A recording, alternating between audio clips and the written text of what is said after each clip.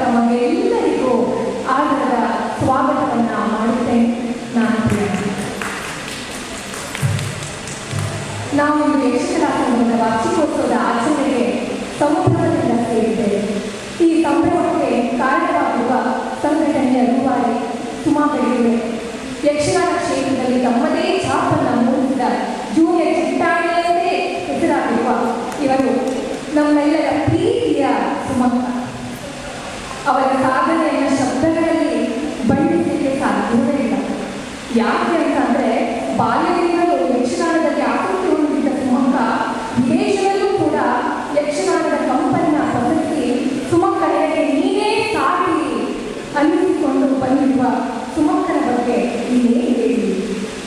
ಗಣಿಯ ಎಲ್ಲ ಜವಾಬ್ದಾರಿಗಳನ್ನು ವಹಿಸಿ ತನ್ನ ಅಭಿವೃದ್ಧಿಗೆ ತಕ್ಕಂತೆ ಇರುವ ಹೆಂಗಳೆಯನ್ನು ಒಗ್ಗೂಡಿಸಿ ತಂಡ ಕಟ್ಟಿ ಯಕ್ಷಗಾನ ಕಲೆಯನ್ನು ಮುಂದುವರಿಸಿಕೊಂಡು ಚಿಕ್ಕ ಮಕ್ಕಳನ್ನೂ ಕೂಡ ತರಬೇತಿ ಪಡೆಯುತ್ತಿರುವ ಸುಮಕ್ಕನಿಗೆ ಸಾಥಿಯಾಗಿ ಸಹಕರಿಸುತ್ತಿರುವ ಮಹಿಳಾ ಮಂಡಳಿಯ ಸಹಕಾರವೇ ಕಡಿಮೆ ಇಲ್ಲ.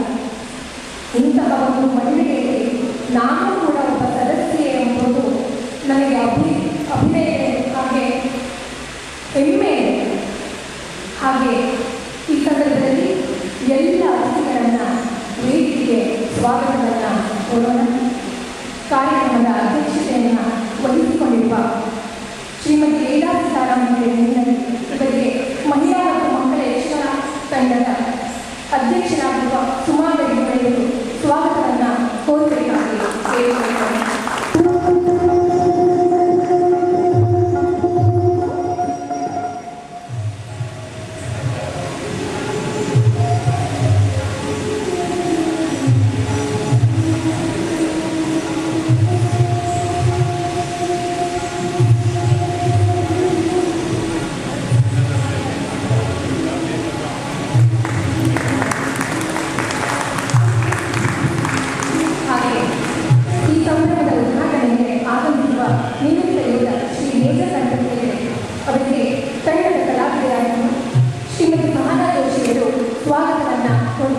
ಕೇಳಿಕೊಳ್ಳುತ್ತಾರೆ.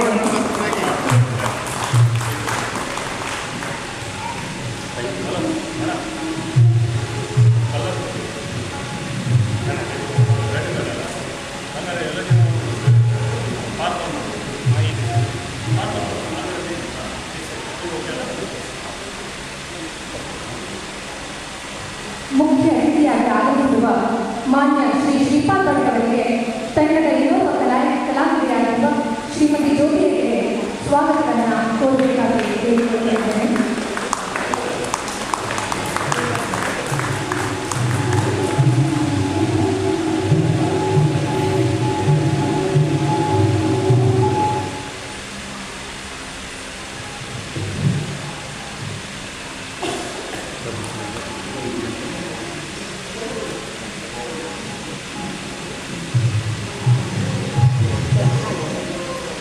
ನಮ್ಮ ತಂಡದಿಂದ ಸನ್ಮಾನಗೊಳ್ಳಲಿರುವ ಶ್ರೀಮತಿ ತುಂಗಭದ್ರಾ ಹೆಗಡೆ ಕುಂದಾಪುರ ಇವರಿಗೆ ಶ್ರೀಮತಿ ಭಾರತಿ ಹೆಗಡೆ ಇವರು ವೇದಿಕೆಗೆ ಆಹ್ವಾನಿಸಬೇಕಾಗಿ ಕೇಳಿಕೊಳ್ತಾ ಇದ್ದೇನೆ.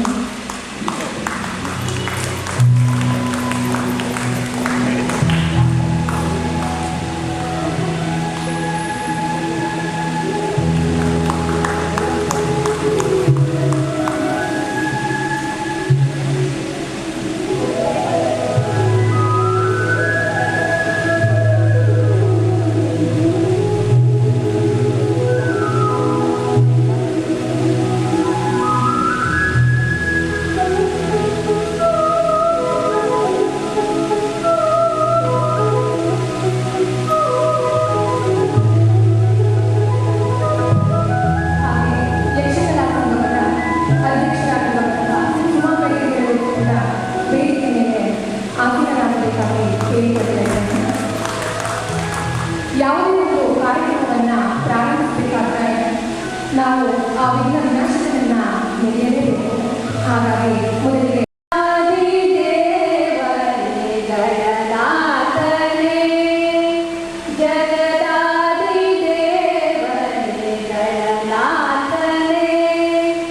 ಜನ ಜನರ ಪಾತ್ರಕ್ಕೆ ನೀ ಸೂತ್ರನೇ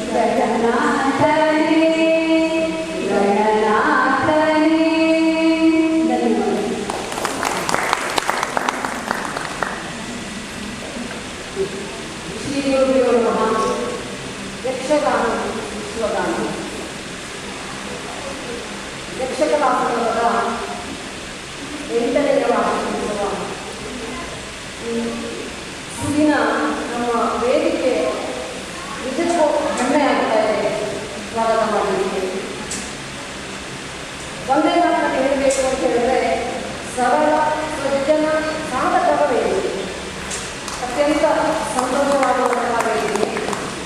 ನನಗೆ ಸ್ವಾಗತ ಮಾಡಲಿಕ್ಕೆ ದಯವಿಟ್ಟು ಬರ್ತಾ ಇದೆ. ಈ ಯಕ್ಷಗಾನವನ್ನು ಉಳಿಸಬೇಕು, ಯಕ್ಷಗಾನವನ್ನು ಬೆಳೆಸಬೇಕು, ಯಕ್ಷಗಾನವನ್ನು ಮುಂದಿನ ಪೀಳಿಗೆಗೆ ಕೊಡಬೇಕು ಎನ್ನುವಂತಹ ಒಂದು ಉದ್ದೇಶವನ್ನು ನಾವು ಈ ಒಂದು ಸಂಸ್ಥೆಯನ್ನು ಪ್ರಾರಂಭಿಸಿದ್ದೇವೆ. ಈ ಸಂಸ್ಥೆಯಲ್ಲಿ ಇದು ಮಹಿಳೆಯರಿಂದ ಮಹಿಳೆಯರಿಗಾಗಿ ಮಹಿಳೆಯರೇ ಮಾಡ್ತಾ ಇದ್ದಂತಹ ಒಂದು ಸಂಸ್ಥೆ. ಹಾಗಂತ ಪುರುಷರ ಬೆಂಬಲ ನಮಗೆ ಸದಾ ಕಾಲವಿದೆ. ಯಾಕೆಂದರೆ ನಾನು ಕ್ಷೇತ್ರಕ್ಕೆ ಬಂದಿದ್ದೆ ವಿದ್ವಾಂಸ ಅವರಿಂದ ನಮಗೆ ಗೊತ್ತಿಲ್ಲ, ನನ್ನಲ್ಲಿರುವಂತಹ ಕಲೆಯನ್ನು ತೋರಿಸಿಕೊಟ್ಟವರು ಆ ಮಹಾತ್ಮರು. ಇವತ್ತು ಇಲ್ಲ ಅವರನ್ನು ಸ್ಮರಿಸಿಯೇ ನಾನು ಈ ಒಂದು ಕಾರ್ಯಕ್ರಮವನ್ನು ಪ್ರಾರಂಭಿಸುತ್ತೇವೆ. ಇನ್ನು ನಮಗೆ ಮಾರ್ಗದರ್ಶಕರಿದ್ದಾರೆ. ಹಾಗೆ ಇಲ್ಲಿ ಹಲವಾರು ನಮ್ಮ ಮನೆಯವರು ಸಹಾಯ ಇರಬಹುದು. ನಾನು ಇಲ್ಲಿ ಏನೋ ಒಂದು ಸಾಧನೆ ಮಾಡಿದ್ದೇನೆ ಅಂತಾದರೆ ಮನೆಯಲ್ಲಿ ಸಹಕಾರ ಇಲ್ಲದೆ ಸಾಧ್ಯ ಇಲ್ಲ. ಅವರೆಲ್ಲರ ಸಹಕಾರದಿಂದ ನಾವು ಇವತ್ತು ಇಂತಹ ಒಂದು ಯಕ್ಷಕಲಾ ಸಂಗಮ ಎನ್ನುವಂತಹ ಸಂಸ್ಥೆಗೆ ಪ್ರಾರಂಭಿಸಿದ್ದೇವೆ. ಹಾಗೆ ಈ ಸಂಸ್ಥೆಯ 8 ವರ್ಷದ ಈ ಒಂದು ಸಂದರ್ಭದಲ್ಲಿ ವೇದಿಕೆಯಲ್ಲಿರುವಂತಹ ಧನ್ಯವಾದಗಳನ್ನು ನಾನು ಸ್ವಾಗತಿಸ್ತಾ ಇದ್ದೇನೆ. ಮೊದಲಾಗಿ ಇವತ್ತಿನ ಕಾರ್ಯಕ್ರಮದ ಅಧ್ಯಕ್ಷರು ವೇದ ಸೀತಾರಾಮ ಹಿರೇಮಠ, ವೇದಕ್ಕ ನಮಗೆಲ್ಲರಿಗೂ ಲೆಕ್ಕ, ಅದೆಲ್ಲಕ್ಕಿಂತ ಅವಶ್ಯಕ ಇದೆ. ಅವರ ಒಂದು ಹೆಜ್ಜೆಯೂ ಸಹ ನಮಗೆ ಅನುಸರಣೀಯ ಅಂತ ಹೇಳಬಹುದು. ಅಂತಹ ಒಂದು ಮಹಾನ್ ಸಾಧಕಿಯರು ರಾಜ್ಯ ಮಟ್ಟದಲ್ಲಿ, ರಾಷ್ಟ್ರ ಮಟ್ಟದಲ್ಲಿ ಎಲ್ಲ ಗುರುತಿಸಿಕೊಂಡಿದ್ದಾರೆ. ಅಂತಹ ವೇದಕ್ಕ ಇವತ್ತು ನಮ್ಮ ಈ ಒಂದು ಯಕ್ಷಗಾನ ಸಂಗಮದ ವಾರ್ಷಿಕೋತ್ಸವದ ವೇದಿಕೆಯಲ್ಲಿದ್ದಾರೆ ಅಂತಾದರೆ ಇದು ನಮ್ಮೆಲ್ಲರಿಗೂ ಅತ್ಯಂತ ಸಂತೋಷದ ವಿಷಯ, ಹೆಮ್ಮೆಯ ವಿಷಯ, ಸಂಭ್ರಮದ ಅಂತಹ ವೇದಿಕೆಗೆ ಇದು ವೇದಿಕ ಸ್ವಾಗತ ಸುಸ್ವಾಗತ. ಇನ್ನು ಇವತ್ತಿನ ಕಾರ್ಯಕ್ರಮದ ಉದ್ಘಾಟಕರು ಶ್ರೀ ಮಾನ್ಯ ಮೇಜರ್ ಗಣಪತಿ ಹೆಗಡೆಯವರು, ನಿವೃತ್ತ ಯೋಧರು, ನಮ್ಮ ದೇಶದ ಒಂದು ಆಸ್ತಿ ಅಂತ ಹೇಳಬಹುದು. ಎಲ್ಲಕ್ಕಿಂತ ವಿಶೇಷ ಅಂತ ಹೇಳಿದರೆ ನೋಡಿ, ಋಣಾನುಬಂಧ ಎನ್ನುವುದು ಹೇಗಿರುತ್ತದೆ. ಕೇವಲ 4 ತಿಂಗಳ ಹಿಂದೆ ಅವರಿಗೂ ನಮಗೆ ಗೊತ್ತಿಲ್ಲ, ನಮ್ಮವರಿಗಿಲ್ಲ. ಆದರೆ ಇವತ್ತಿನ ದಿವಸ ನಮ್ಮ ಯಕ್ಷಗಾನ ಸಂಘದ ಅತ್ಯಂತ ಆತ್ಮೀಯರು. ಅಂದರೆ ಈ ಋಣ ಎನ್ನುವುದು ಎಷ್ಟು ಹೊತ್ತಿಗೂ ಆಗಬಹುದು, ಸಿಗಬಹುದು ಅಂತ ನಾನು ಭಾವಿಸ್ತೇನೆ. ಅಂತಹ ಅವರು ಬೆಂಗಳೂರಿನಲ್ಲಿ ರಾಷ್ಟ್ರ ಮಟ್ಟದ ಮಹಿಳಾ ರಾಷ್ಟ್ರೀಯ ಸಮಾವೇಶದಲ್ಲಿ 14 ರಾಜ್ಯದ ಪ್ರತಿನಿಧಿಗಳ ಮುಂದೆ ನಮ್ಮ ಯಕ್ಷಗಾನ ಕಲೆಯನ್ನು ಯಕ್ಷಗಾನ ಸಂಘದ ಮೂಲಕ ತೋರಿಸಿಕೊಟ್ಟಿದ್ದಾರೆ. ನಿಜಕ್ಕೂ ಇವತ್ತು ಅದ್ಭುತವಾದ ಅವಕಾಶ. ಆ ಒಂದು ಕ್ಷಣ ನಮಗೆಲ್ಲ ವಿಸ್ಮರಣೀಯ ಕ್ಷಣ. ಇದಕ್ಕೆ ಮೂಲ ಕಾರಣಕರ್ತರಾದವರಿಗೆ ನಾವೆಲ್ಲ ಚಿರಋಣಿಯಾಗಿದ್ದೇವೆ. ಅಂತಹ ಮೇಜರ್ ಸರ್ರನ್ನು ನಾವು ಈ ಕಾರ್ಯಕ್ರಮಕ್ಕೆ ಆಹ್ವಾನಿಸಿದಾಗ ಪ್ರೀತಿಯಿಂದ ಹೋಗ್ಬಿಟ್ಟು ಆ ಬೆಂಗಳೂರಿನಿಂದ ಇಲ್ಲಿಯವರೆಗೆ ಬಂದಿದ್ದಾರೆ. ನಿಜಕ್ಕೂ ಅವರಿಗೆ ನಾವು ದೂರವರೆಯಿಂದ ಈ ಯಕ್ಷಗಾನ ಸಂಗಮ ಅವರನ್ನು ಆತ್ಮೀಯವಾಗಿ ಸ್ವಾಗತಿಸ್ತಾ ಇದೆ. ಸ್ವಾಗತ. ಇನ್ನು ಇವತ್ತಿನ ಅತಿಥಿಗಳಾದಂತಹ ಮಾನ್ಯ ಶ್ರೀ ಶ್ರೀಪಾದ್ ಭಟ್ ಸರ್ ಅವರು ಕೂಡ ನಿವೃತ್ತ ಯೋಧರು, ನಮ್ಮ ದೇಶದ ಒಂದು ಆಸ್ತಿಯೇ, ತಮ್ಮನ್ನು ದೇಶಕ್ಕಾಗಿ ಮೀಸಲಿಟ್ಟಂತಹ ಮಹಾತ್ಮರು ಆಗಿದ್ದಾರೆ. ಅಂತಹ ಮಹನೀಯರು ನಮ್ಮ ಯಕ್ಷಗಾನ ಸಂಘಕ್ಕೆ ಸಿಕ್ಕಿದ್ದಾರೆ ಅಂತಾದರೆ ನಿಜವಾಗಲೂ ಇದು ನಮ್ಮ ಭಾಗ್ಯ, ಯೋಗ ಭಾಗ್ಯ ಅಂತ ಹೇಳ್ತೇನೆ. ಮತ್ತೆ ಯಕ್ಷಗಾನವನ್ನು ಪ್ರೀತಿಸುವವರು ನೋಡಿ, ಈ ಯಕ್ಷಗಾನ ನಮ್ಮದಷ್ಟೇ ಅಲ್ಲ, ಹೊರಗಡೆಯಲ್ಲೂ ಆ ಯಕ್ಷಗಾನವನ್ನು ಆಸ್ವಾದಿಸಬೇಕು ಎನ್ನುವ ಒಂದು ಉದ್ದೇಶ ಇಟ್ಟುಕೊಂಡು ಅವರು ಈ ಯಕ್ಷಗಾನವನ್ನು ಕನ್ನಡದಿಂದ ನುಡಿಕೆ ಮಾಡಿ ದೇಶದಾದ್ಯಂತ ಒಂದು ಎಲ್ಲ ಕಡೆಯೂ ನಮ್ಮ ಕಲೆಯ ಒಂದು ವಿಶೇಷತೆಯನ್ನು ತೋರಿಸಬೇಕು ಎನ್ನುವಂತಹ ಮಹದಾಸೆಯನ್ನು ಮುಟ್ಟಿದ್ದಾರೆ. ಅಷ್ಟೇ ಅಲ್ಲ, ಆ ನೆಲೆಯಲ್ಲಿ ಕಾರ್ಯಕರ್ತರಾಗ್ತಾ ಇದ್ದಾರೆ ಕೂಡ. ಹಾಗಾಗಿ ಅಂಥವರು ಇದು ನಮ್ಮ ಪುಣ್ಯ. ನಮ್ಮ ಯಕ್ಷಗಾನಕ್ಕೆ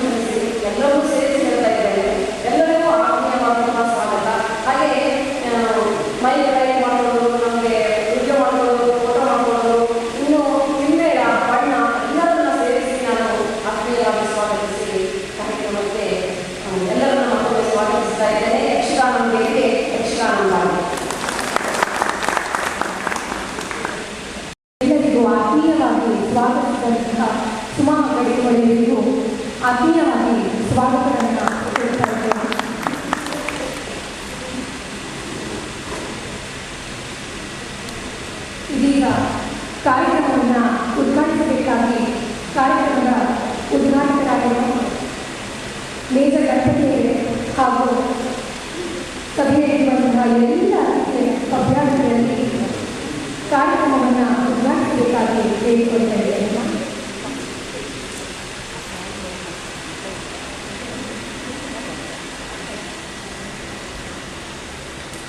ಫ್ಯಾನ್ ಬಂದ್ ಮಾಡ್ಕೊಡೋಣ.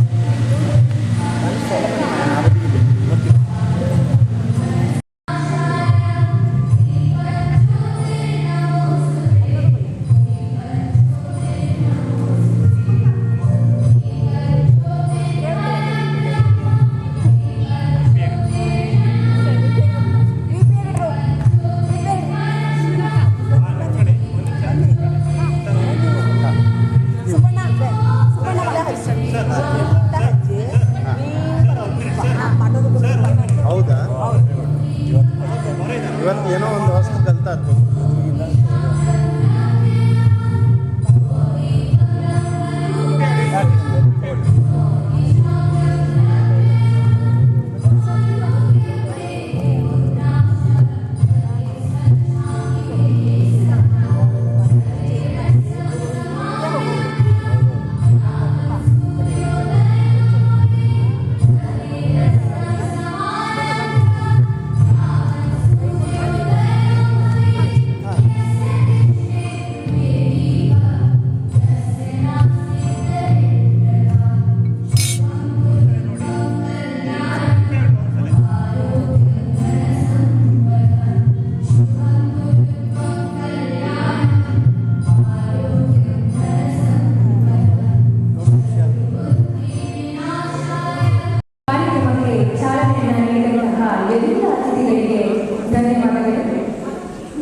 ಇದೀಗ ಸನ್ಮಾನ ಕಾರ್ಯಕ್ರಮ. ಸನ್ಮಾನಿತರಾದ ಶ್ರೀಮತಿ ತುಂಗಭದ್ರಾ ಹೆಗಡೆ ಕುಂದಾಪುರ ಇವರು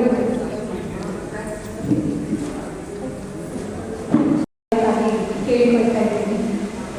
ಎಲ್ಲರ ಚಪ್ಪಾಳೆಯ ಮೂಲಕ ಅವರಿಗೆ ಪ್ರೋತ್ಸಾಹವನ್ನು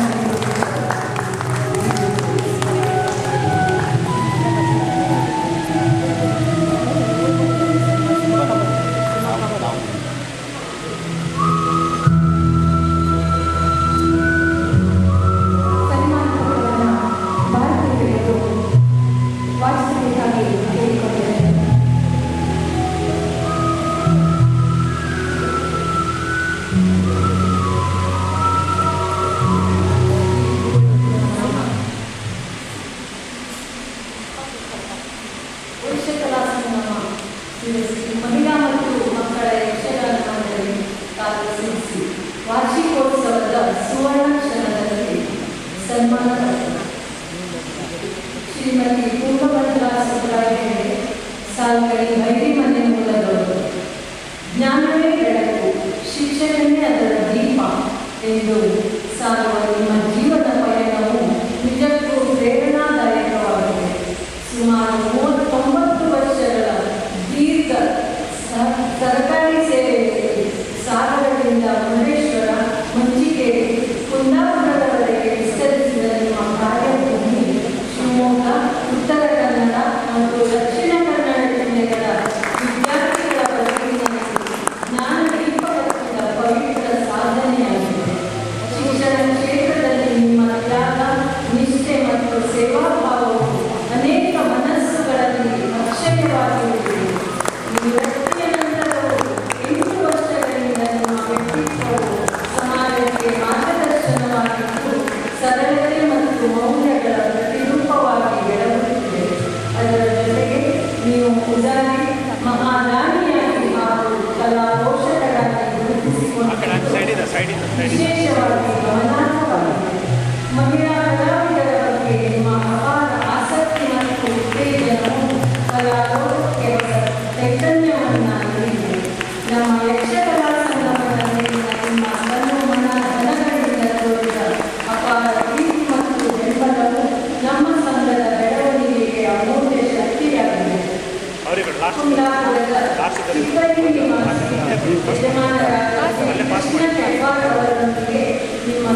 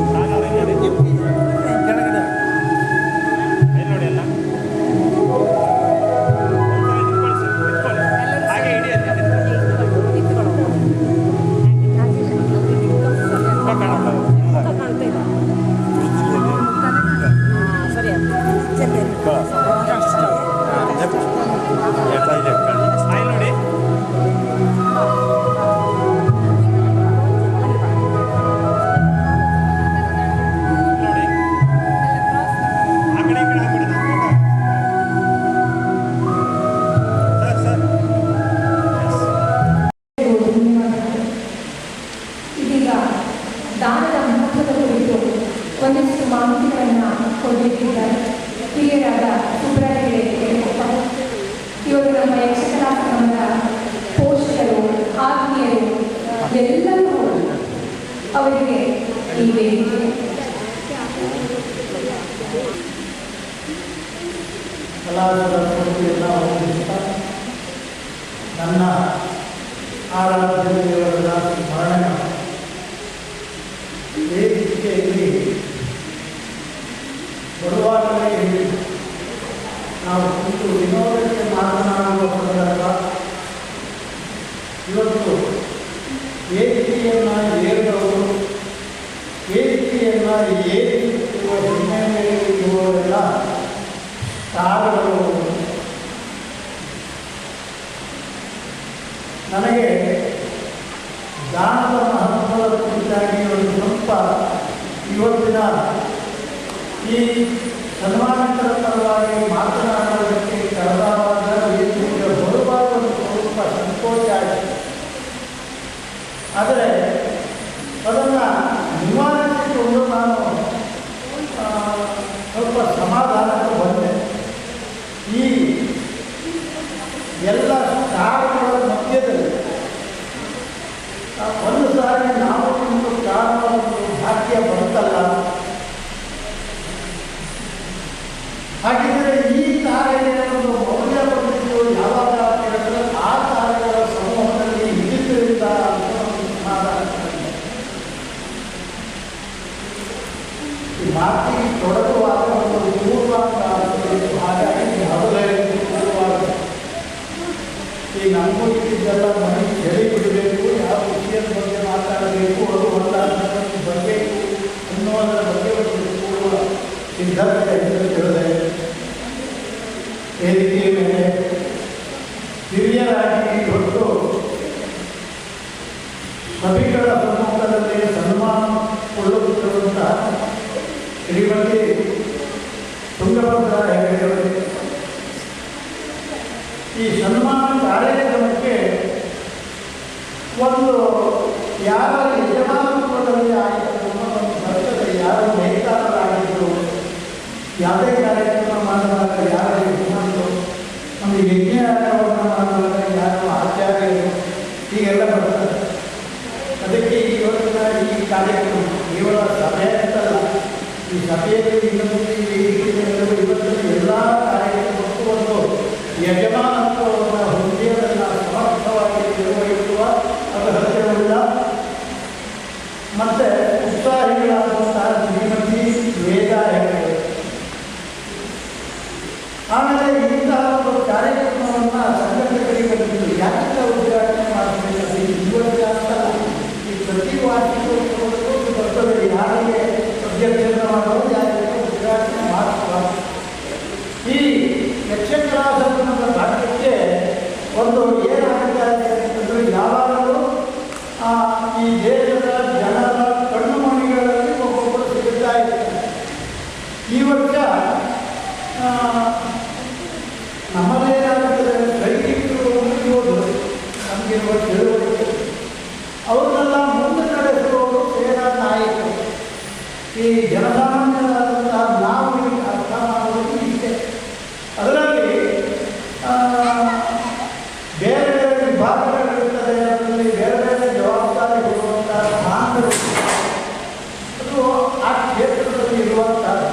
ಹಾಗಾಗಿ ನಮ್ಮ ಲೆಕ್ಕದಲ್ಲಿ ಸೇನಾ ನಾಯಕರಾಗಿಯೇ ಈ ದೇಶವನ್ನು ಸಂರಕ್ಷಣೆ ಮಾಡುವವರಿಗೆ ಮುಂದಾದವರು.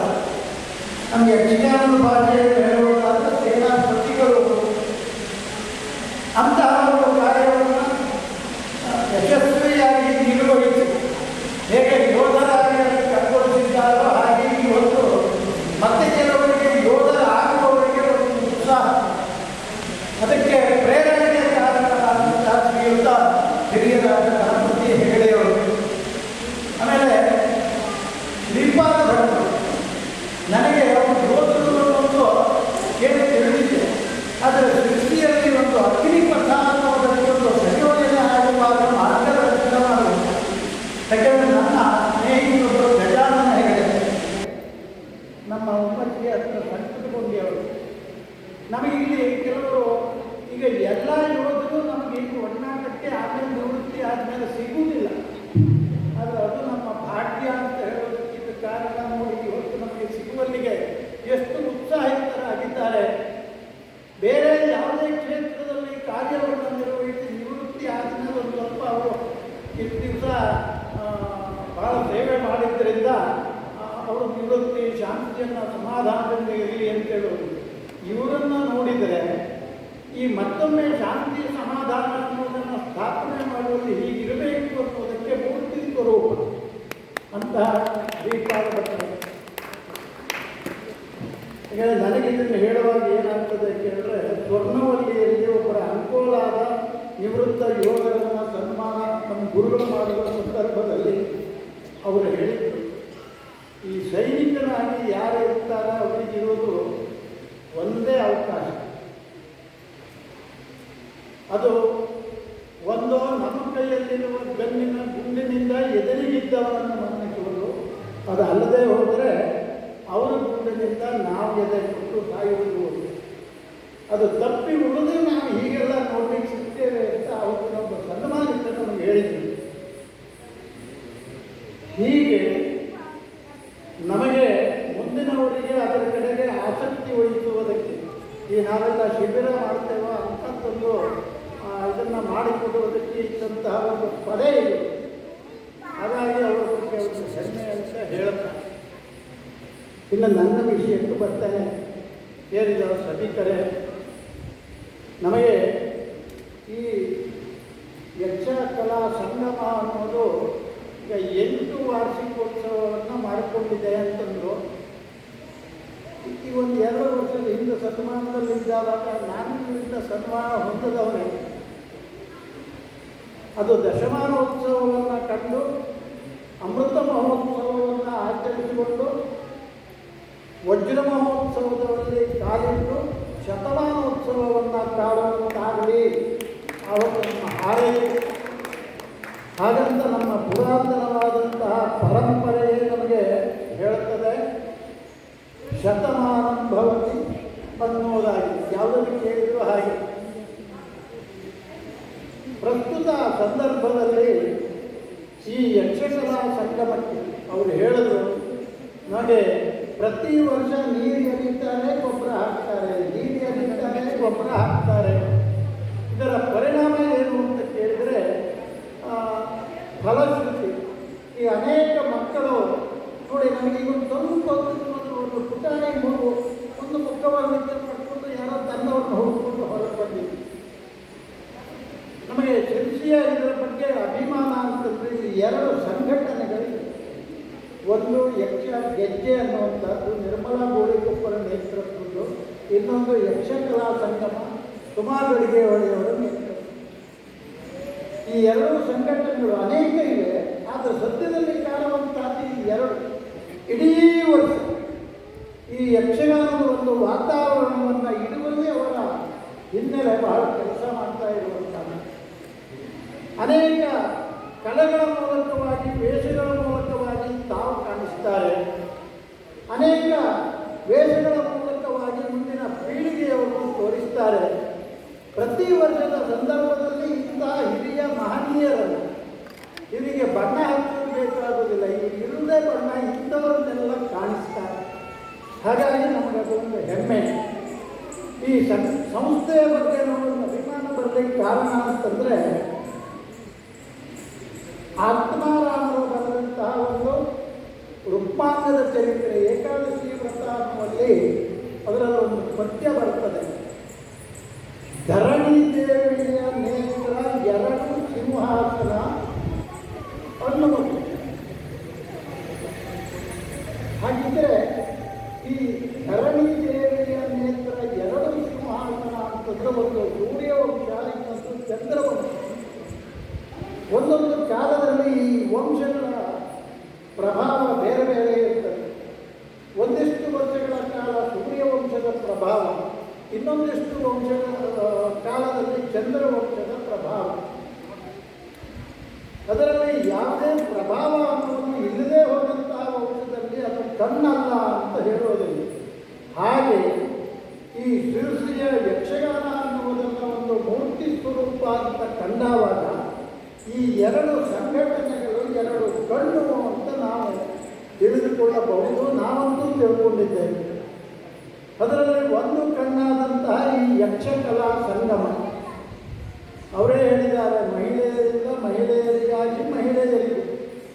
ಆದರೆ ಸಹಜ ಈ ಮಾತನ್ನು ಆಡುವಂಥದ್ದು, ಈ ಯಕ್ಷಗಾನಕ್ಕೆ ಗಂಡು ಕಲೆ, ಗಂಡಸರ ಕಲೆ ಅಂತಲ್ಲ, ಅದು ಗಂಡು ಕಲೆ. ಅದಕ್ಕೆ ಯಾಕೆ ಅದನ್ನು ಬರೇ ನಾನು ಕೆರೆ ಮನೆ ಸುಳ್ಳಾಮಂಟೆಯವರು ಅಂತ ಕೇಳಿದ್ದೆ, ಯಾಕೆ ಇದು ಬಂತು? ಏನೂ ಅಲ್ಲ, ಈಗೆಲ್ಲ ಈ ವೇಷಭೂಷಣದ ಭಾಗ ಬಹಳ ಕಡಿಮೆ. ನಾವೆಲ್ಲ ಇರೋ ಕಾಲದಲ್ಲಿ ಕಟ್ಟಿಗೆಯನ್ನು ಕೊರೆದು ಅದರಿಂದ ಮಣಿ ಮುತ್ತುಗಳನ್ನು ಮಾಡಿ ಅದನ್ನು ಪೊಗಡೆಯೋ ಕಿರೀಟವೋ ಈಗಿನ ಬ್ಯಾಗಡೆ ಇರುವುದು ಮೇಲ್ನಾವರಣ ಮಾತ್ರ. ಒಂದು ಸಾಮಾನ್ಯ ಕಿರೀಟದ ತೂಕ ಅಂತಂದು ಒಂದು 16 kg ಮೇಲೆ ಹೊರಳಿಗೆ ಹಾಕಿದಂತಹ ಮನುಷ್ಯರ 1.5 kg ಬರ್ತಿತ್ತು. ಹಾಗೆ ಒಂದು ಇಡೀ ವೇಷಕ್ಕೆ ಕಾಲ ತುದಿಯಿಂದ ಹಿಡಿದು ತಲೆ ಒಳಗಿನ ಏನೋ ಅದಕ್ಕೆ ಹಗ್ಗ, ವಸ್ತ್ರ, ಆಮೇಲೆ ಈ ಕಟ್ಟಿಗೆಯ ಎಲ್ಲ ಆಭರಣಗಳು ಇರ್ತದೆ, ಎಲ್ಲ ಸೇರಿದ್ರು ಒಂದು 30 kg. ಆ 30 kg ಆಭರಣವನ್ನು ಮೈ ಮೇಲೆ ಧರಿಸಿ, ಆಮೇಲೆ ಈಗೆಲ್ಲ ಈ ಬಣ್ಣ ಹೀಗೆ ಇಕ್ಕಲು ಆವಾಗ ಸಿಕ್ಕಿದ್ದು ಮಣ್ಣು, ಇಕ್ಕಲು ಇತ್ಯಾದಿಗಳು ಏನಿರ್ತದೆ, ಇಂಥ ಬಣ್ಣ ಮೈ ಮೆತ್ತುಕೊಂಡು ನಾವು ವೇಷದ ಮೂಲಕ ಕಾಣ್ತೀವಿ. ಪಾತ್ರವಾಗಿ ರಂಗಸ್ಥಳದಲ್ಲಿ ಜನರನ್ನು ರಂಜನೆಯನ್ನು ಮಾಡಬೇಕಿದ್ದು ಅದು ಸುಲಭ ಅಲ್ಲ, ಸುಲಭರಿಗೆ ಸಾಧ್ಯವಿಲ್ಲ. ಹಾಗಾಗಿ ಒಂದು ಗಟ್ಟಿಯಾದಂಥ ಕಲೆ, ಒಂದು ಕಲೆ. ಆಮೇಲೆ ಹೊಸದವರು ಮಂಜುನಾಥ ಮಾಡಿಕೊಡ್ತಾರಂತಹ ಒಬ್ಬ ಸಂಶೋಧಕರಲ್ಲಿ ಇನ್ನೂ ಅರ್ಥ ಮಾಡಿಕೊಳ್ಳಿಕ್ಕೆ, ಹೆಣ್ಣು ಮಕ್ಕಳ ಶರೀರ ಮತ್ತು ಗಂಡು ಮಕ್ಕಳ ಶರೀರದಲ್ಲಿ ರಚನೆಗಳು ಬೇರೆ ಬೇರೆ ಇರ್ತದೆ. ಮಕ್ಕಳಿದ್ದಾವಾಗ ಎಲ್ಲ ಶರೀರವೂ ಒಂದೇ. ಹೆಣ್ಣು ಹೆಣ್ಣಾಗುವುದು, ಗಂಡು ಗಂಡಾಗುವುದು ಅನ್ನೋದು ಅದಕ್ಕೆ ಕೆಲವು ವರ್ಷಗಳ ಕಳೆದ ಮೇಲೆ ನಮ್ಮಲ್ಲಿ ಪ್ರಾಯ ಯೌವನ ಅಂತ ಹೇಳ್ತಾರೆ. ಆವಾಗ ಆ ರಚನೆಯ ವೈಶಿಷ್ಟ್ಯತೆ ಗೊತ್ತಾಗುತ್ತದೆ. ಶರೀರದ ಕೆಲವು ಸೂಕ್ಷ್ಮವಾದಂತಹ ಅಂಗಗಳ ಮೇಲೆ ಭಾರ ಬರಬಾರದು ಎಂಬ ಕಾರಣಕ್ಕಾಗಿ ದೊಡ್ಡವರಾದ ನಂತರದಲ್ಲಿ ಹೆಣ್ಣು ಮಕ್ಕಳಿಗೆ ವೇಷವನ್ನು ಮಾಡುವುದು ಕಷ್ಟ, ಮತ್ತು ವಿಜ್ಞಾನ ಒಪ್ಪುವುದಿಲ್ಲ. ಈ ಒಂದೇ ಕಾರಣಕ್ಕಾಗಿ ಮಾಡಲಿಕ್ಕೆ ಆಗುವುದಿಲ್ಲ ಅನ್ನೋದು ಹೇಳಿದ್ರು. ಹಾಗಾಗಿ ಅವರಿಗೆ ಅದು ಭರತನಾಟ್ಯ, ನಾಟ್ಯಶಾಸ್ತ್ರ ಹೆಣ್ಣು ಮಕ್ಕಳಿಗೆ ಇತ್ತು. ಯಾಕೆಂದರೆ ಅಲ್ಲಿ ಬಹಳ ಆಭರಣಗಳು ಇರುವುದಿಲ್ಲ, ಎಲ್ಲ ಮಣಿ ಮುಟ್ಟುಗಳು ಇತ್ಯಾದಿಗಳು, ಬಳೆ, ಸೀರೆ ಹೀಗೆ. ಆದರೂ ಒಂದು ಕಾಲದಲ್ಲಿ ಕೆರೆಮನೆ ಗಜಾನನ ಹೆಗಡೆಯವರು ಅಂಥದ್ದು ಉಡುವಾಗಿನ ಸೀರೆ ಅಂದರೆ ಒಂದು 2 kg ಇರ್ತಿತ್ತಂತೆ. ಈಗ ಅದರಲ್ಲಿ ಬೇಕಾದಷ್ಟು ವಿನ್ಯಾಸಗಳು ಬಂದಿದೆ, ಎಲ್ಲದರಲ್ಲೂ ಬಂದಿದೆ. ಹಾಗಾಗಿ ಈ ಎಲ್ಲವನ್ನೂ ಧರಿಸಿ ವೇಷ ಮಾಡುವುದು ಒಂದು ಗಂಡು ಕಲೆ ಅಂತ ಈ ಕಾರಣಕ್ಕಾಗಿ ಹೇಳಿದ್ದು ಅಂತ ನಮ್ಮ ಹೊಸತೋಟದ ಸಂಶೋಧಕರು, ನಮ್ಮ ಹೊಸತೋಟದ ಅದೊಂದಿತ್ತು. ಯಾವಾಗಲೂ ಒಂದು ಹೇಳಿದ್ರು ಬೇಗ ಒಪ್ಪುವುದಿಲ್ಲ, ಆ ಕ್ಷಣಕ್ಕೆ ಒಂದು ಬಾರಿ ಹೋಗ್ತಾರೆ, ಆಮೇಲೆ ಅದು ಏನು ಅಂತ ಶೋಧನೆಗೆ ಹೋಗ್ತಾರೆ. ನಮ್ಮ ವೇದರಾಗಲಿಯವರಿಗೆ ಅವರ ಹೆಚ್ಚು ಅವರ ಮನೆ ಬಳಕೆ ಇದ್ದವರಾಗುತ್ತೆ ಗೊತ್ತಿದೆ. ಆಮೇಲೆ ಅವರ ಒಡನಾಟಿದ್ದ ಕೆಲವರಿಗೆ ಗೊತ್ತಿದೆ. ಇನ್ನು ಇವತ್ತಿನ ಇವುಗಳ ವಿಷಯಕ್ಕೆ ಬರೋದಾದರೆ, ಯಾವಾಗಲೂ ಒಂದು ಗಿಡ ಅದು ಸಸಿಯಾಗಿ ಮರವಾಗಿ ಬೆಳೆದು ಫಲ ಕೊಡಬೇಕಿದ್ದರೂ ಅದಕ್ಕೆ ಪೋಷಣೆ ಅನ್ನೋದು ಬೇಕಾಗ್ತದೆ. ಆ ಪೋಷಕರು ನಮ್ಮಲ್ಲಿ ದಾನವನ್ನು ಕೊಡುವಾಗ ಮೊದಲೊಂದಿತ್ತು. ಒಂದು ಶಾನ್ಭಾಗರಂಥವರು ಹಿರಿಯರಿದ್ದಾರೆ, ಇಲ್ಲಿದ್ದವರಿಗೂ ಗೊತ್ತಿರಬಹುದು. ಲೆಕ್ಕ ಮಾಡಿ ಕೊಡಬಾರ್ದು, ದಾನ ಅದನ್ನು ಮುಷ್ಟಿ ಕಟ್ಟಿ ಕೊಡಬೇಕಂತ. ಯಾವುದನ್ನು ಲೆಕ್ಕ ಮಾಡಿ ಕೊಡ್ತಾರೋ ಅದು ದಾನ ಆಗೋದಿಲ್ಲ. ಮುಷ್ಟಿ ಕಟ್ಟಿ ನಿಮಗೆ ಎಷ್ಟೇ ಇರಲಿ, ಅದನ್ನು ಕೊಟ್ಟಾಗ ಅದು ದಾನ ಅಂತ ಹೇಳ್ಕೊಳ್ತದೆ. ಕೊಟ್ಟವನು ಲೆಕ್ಕ ಮಾಡುವುದಿಲ್ಲ, ಪಡೆದವನು ಲೆಕ್ಕ ಮಾಡಬಾರದು. ಆ ದಾನದ ಹಿನ್ನೆಲೆ ಅನೇಕ ವಿವರಗಳು ಬರ್ತದೆ. ಅದಿರಲಿ, ನಮಗೆ ಅಕ್ಕಲ್ಲ, ನಾವು ಸರಳವಾಗಿ ಸಾಕಿದ್ರಲ್ಲಿ ಇವತ್ತಿನ ಸನ್ಮಾನ್ಯ ತುಂಗಭದ್ರಾ ಹೆಗಡೆಯವರು ನೋಡಿ, ನಾನಲ್ಲಿ ಬಂದಾಗ ಕೇಳಿದೆ ನೀವು ಹುಟ್ಟಿದ್ದೆಲ್ಲಿ ಅಂತ. ಇದೇ ಸಾತ್ಕಡಿ ಪ್ರದೇಶದ ಬೈರಿ ಮನೆ, ಈ ಬೈರಿ ಮನೆ ತಾಗಿ ಒಂದು ಗಡಿ ಮನೆ ಒಂದಿದೆ. ಅಲ್ಲಿ ಈ ಒಂದು ಸರಿಸುಮಾರು 60-70 ವರ್ಷದ ಹಿಂದೆ ಹೀಗೆ ಉತ್ಸಾಹಿಗಳೆಲ್ಲ ಸೇರಿ ಒಂದು 25 ವರ್ಷ ಮೇಳ ಕಟ್ಟಿ, ಬಹುಶಃ ನಮ್ಮ ಈ ಸಿಕ್ಕಿ ಭಾಗದಲ್ಲಿ ಯಕ್ಷಗಾನ ಕಲಾವಿದರಾಗಿದ್ದರೆ ಯಕ್ಷಗಾನದ ಕಲಾ ಅಭಿಮಾನಿಗಳಾಗಿದ್ದರು. ಅದಕ್ಕೊಂದು ಪ್ರೇರಣೆಯ ಸ್ಥಳ ಗಡಿಮನೆ. ಅದನ್ನು ಮೇಳ ಕಟ್ಟೆ ಮಾಡಿದಂತಹ ಗಣಪತಿ ಹೆಗಡೆಯವರು ಕಳೆದ ವರ್ಷ ಕಳೆದು ಹೋಗಿದ್ದಾರೆ. ಅಲ್ಲಿವರೆಗೂ ಇದ್ದು ಬಹುಶಃ ಇಲ್ಲಿಯ ಎಲ್ಲ ಯಕ್ಷಗಾನ ಕಲಾವಿದರು, ನಮ್ಮ ಕರಾವಳಿಯ ಅನೇಕ ಕಲಾವಿದರು ಇಲ್ಲಿ ಬಂದು ಆ ಮೇಳದಲ್ಲಿ ಕೆಲಸ ಮಾಡಿ ಯಕ್ಷಗಾನದ ಅಭಿವೃದ್ಧಿಯನ್ನು ಉತ್ಸಿದ್ದರ ಪರಿಣಾಮ ಈ ತಾಯಿ ತುಂಗಭದ್ರೆ ಅಂತವರು ಕಲೆಯ ಬಗ್ಗೆ ಆಸಕ್ತಿ. ಆಮೇಲೆ ನೋಡಿ ಅವರಿಗೆ ಕೇಳಿದೆ, ಮದುವೆಯಾಗಿ ಹೋಗಿ ಸೇರಿದ್ದು ಕುತ್ತಾಪುರ ಅವರ ಗಂಡನ ಮನೆ. ನಮ್ಮಲ್ಲಿ ಯಕ್ಷಗಾನದ ಇನ್ನೊಂದು ತಿಟ್ಟು, ಅದಕ್ಕೆ ಕುತ್ತಾಪುರದ ನೆಲವೇ ಕಾರಣ. ಹಾಗಾಗಿ ಘಟ್ಟದ ಮೇಲಿನ ಈ ಸಾಂಕಳಿ ಭಾಗದನ್ನೆಲ್ಲ ಬೈರಿ ಮನೆ ಅಂದರೆ, ಆಮೇಲೆ ಅವರು ಹೋಗಿ ಸೇರಿದ್ದು ಕುಂದಾಪುರದ ಹೆಬ್ಬಾರದ ಮನೆ ತರ. ಹಾಗಾಗಿ ಈ ಎರಡು ನೆಲದ ಸಂಬಂಧ, ಈ ಎರಡು ಪರಿಸರ, ಇಲ್ಲಿ ಬೀಸುವ ಗಾಳಿಯಿಂದ ಹರಿಯುವ ನೀರು, ಇಲ್ಲಿಯ ಜನರ ಒಡನಾಟ, ಅವರಲ್ಲಿ ಕಲಾಸಕ್ತಿ. ಅವರು ಶಿಕ್ಷಕರಾಗಿದ್ದರು, ಅಲ್ಲಿಯೂ ಹಾಗೆ ಕಲೆಯ ಒಳಗಿರುವ ಈ ಕಲೆಯನ್ನು ಅಭಿವ್ಯಕ್ತಗೊಳಿಸುವಂತೆ ತರಬೇತಿಯನ್ನು ಕೊಡುವುದೇ ಮುಖ್ಯ ಶಿಕ್ಷಣ. ಅದು ಯಾವುದೂ ವಿಧಾನದಲ್ಲಿ ಇರಬಹುದು. ಯಾಕೆಂದರೆ ಏನನ್ನೂ ಮಾಡದ ಒಬ್ಬ ಕೃಷಿಕನಿಂದ ಹಿಡಿದು ಈ ದೇಶವನ್ನು ಆಳಬಹುದಾದ ಸಾಮರ್ಥ್ಯ ಇರುವವರಿಗೂ ಈ ಏನು 10 ಅಕ್ಷರ ಇದರ ಜ್ಞಾನ ಬೇಕೇ ಬೇಕು. ಇಂಗ್ಲೀಷ್ನಲ್ಲಿ ಹೇಳುವುದಾದರೂ 52 ಅಕ್ಷರದ ABC ಇಲ್ಲೂ ಹೋದರೆ ನಮ್ಮ ಅಂತಹ ಒಂದು ಮೂಲಭೂತವಾದಂತಹ ಅಕ್ಷರಾಭ್ಯಾಸವನ್ನು ಮಾಡಿಸುವ ಸ್ಥಾನದಲ್ಲಿ ಅವರಿದ್ದು ಮನುಷ್ಯನ ಒಳಗಿರುವ ಪ್ರತಿಭೆಯನ್ನು ಹೊರಹಾಕಿ ಬೇರೆ ಬೇರೆ ಕ್ಷೇತ್ರದಲ್ಲಿ ಕಾಣಿಸಿಕೊಳ್ಳುವ ಹಾಗೆ ಮಾಡುವಲ್ಲಿ ಅವರ ಹಿನ್ನೆಲೆ. ಆ ವಿದ್ಯಾರ್ಥಿ ಆಗುವವನಿಗೆ ಏನು ಬೇಕು, ಯಾವಾಗ ಎಷ್ಟನ್ನು ಕೊಡಬೇಕು, ಎಷ್ಟು ಹೇಳಬೇಕು, ಇದನ್ನೆಲ್ಲ ಮಾಡ್ತಾ ಕೊನೆಗೆ ನಿವೃತ್ತಿ ಜೀವನದಲ್ಲಿ ತನ್ನ ಸಂಪಾದನೆ, ನಾನು ಇವರತ್ರ ಕೇಳಲಿಲ್ಲ ಎಷ್ಟು ಕೊಟ್ಟಿದ್ದೀರಿ ಅಂತ, ಪಡೆದವರು ಹೇಳಲಿಲ್ಲ ಎಷ್ಟು ಕೊಟ್ಟಿದ್ದಾರೆ ಅಂತ, ಆದರೆ ಕಲೆಯ ಬಗ್ಗೆ ಒಂದು ಲಕ್ಷ್ಯ ಹಾಕಿದ್ದಾರೆ, ಅವರ ಬಗ್ಗೆ ಬಂದು ಆ ಲಕ್ಷ್ಯ ಅಂದರೆ ಅದು. ಹಾಗಾಗಿ ತಮ್ಮ ಜೀವಮಾನದ ಸಾಧನೆ, ಈಗ ಅವರು ಹೇಳಿದ್ರು, ನನಗೆ 2 ಹೆಣ್ಣು ಮಕ್ಕಳು, ಒಬ್ಬರು ಮಗ. ತನ್ನ ಗಂಡನೂ ಶಿಕ್ಷಕನಾಗಿ ನಿವೃತ್ತನಾಗಿದ್ದು, ತಾನೂ ಶಿಕ್ಷಕಿಯಾಗಿದ್ದು. ಹಾಗಾಗಿ ಸಂಪಾದನೆಯಲ್ಲಿ ನಮಗೆ ಕೊರತೆ ಆಗಲಿಲ್ಲ. ಸಂಪಾದನೆಯಲ್ಲಿ ಒಂದಿಷ್ಟನ್ನು ಹೀಗೆ ಸಮಾಜಕ್ಕೆ ಮಾಡುವಲ್ಲಿಗೆ ನಮಗೆ ಯಾರೂ ಅಡೆತಡೆ ಆಗಲಿಲ್ಲ. ನೀವು ಕೊಡುವಾಗ ಎಷ್ಟು ಕೊಡಬೇಕು, ಏನು ಕೊಡಬೇಕು, ಎಲ್ಲಿ ಕೊಡಬೇಕು ಅನ್ನುವಲ್ಲಿ ಸ್ವಲ್ಪ ಗೊಂದಲ ಬರ್ತದೆ, ಆದರೆ ಕೊಡುವ ವಿಷಯಕ್ಕೆ ಅಲ್ಲ ಅಂತ ಅವರು ಹೇಳೋದು. ಹಾಗೆ ತಮ್ಮ ಸಂಪಾದನೆಯ ಒಂದು ಮೌಲ್ಯವನ್ನು ಈ ತಾಯಿ ಹೇಳ್ತಾರೆ. ಇಲ್ಲಿ ಎದ್ದಿರುವಂತಹ ಈ ಒಂದು ಸಂಘಟನೆಯ ಕಾರ್ಯಕ್ರಮ ಈ ಮಧ್ಯದಲ್ಲೂ ಒಂದು ಯಾವುದು ಕೇಳಿದ್ರೆ, ಹಾಗಿದ್ರೆ ಇವರಿಗೆ ಪರಿಚಯ ಎಲ್ಲ ಹೇಗಾಯಿತು ಅಂತ ಕೇಳಿದೆ.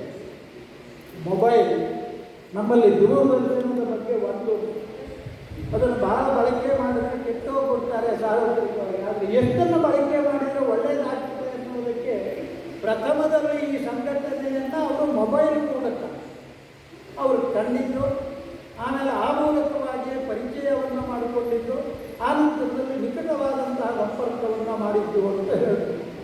ಇದು ಈ ಮೊಬೈಲನ್ನು ಬಳಸುವಂತಹ ನಮಗೊಂದು ಪಾಠ ಆಯಿತು ನೋಡಿ. ಇದನ್ನು ಎಷ್ಟು ಬಳಸಬೇಕು, ಹೇಗೆ ಬಳಸಬೇಕು ಅನ್ನುವುದು.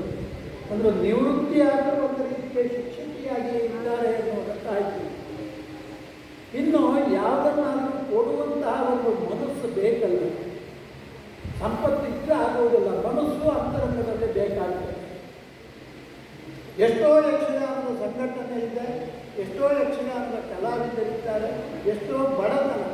ಯಾಕೆಂದರೆ ಒಂದು ಕಾಲದಲ್ಲಿ ಯಕ್ಷಗಾನ ಕಲಾವಿದರಿಗೆ ಹೆಣ್ಣು ಕೊಡಬಾರದು, ಅವರು ಒಂದು ರೀತಿಯಲ್ಲಿ ಗೆಜ್ಜೆ ಕಟ್ಟಿ ಬಣ್ಣ ಕಟ್ಟಿ ಕುಲಗೆಟ್ಟವರು ಆಗೋದು ಹೇಳುವಂತಹ ಒಂದು ಸಂದರ್ಭವನ್ನು ನಮ್ಮ ಹಳಬರು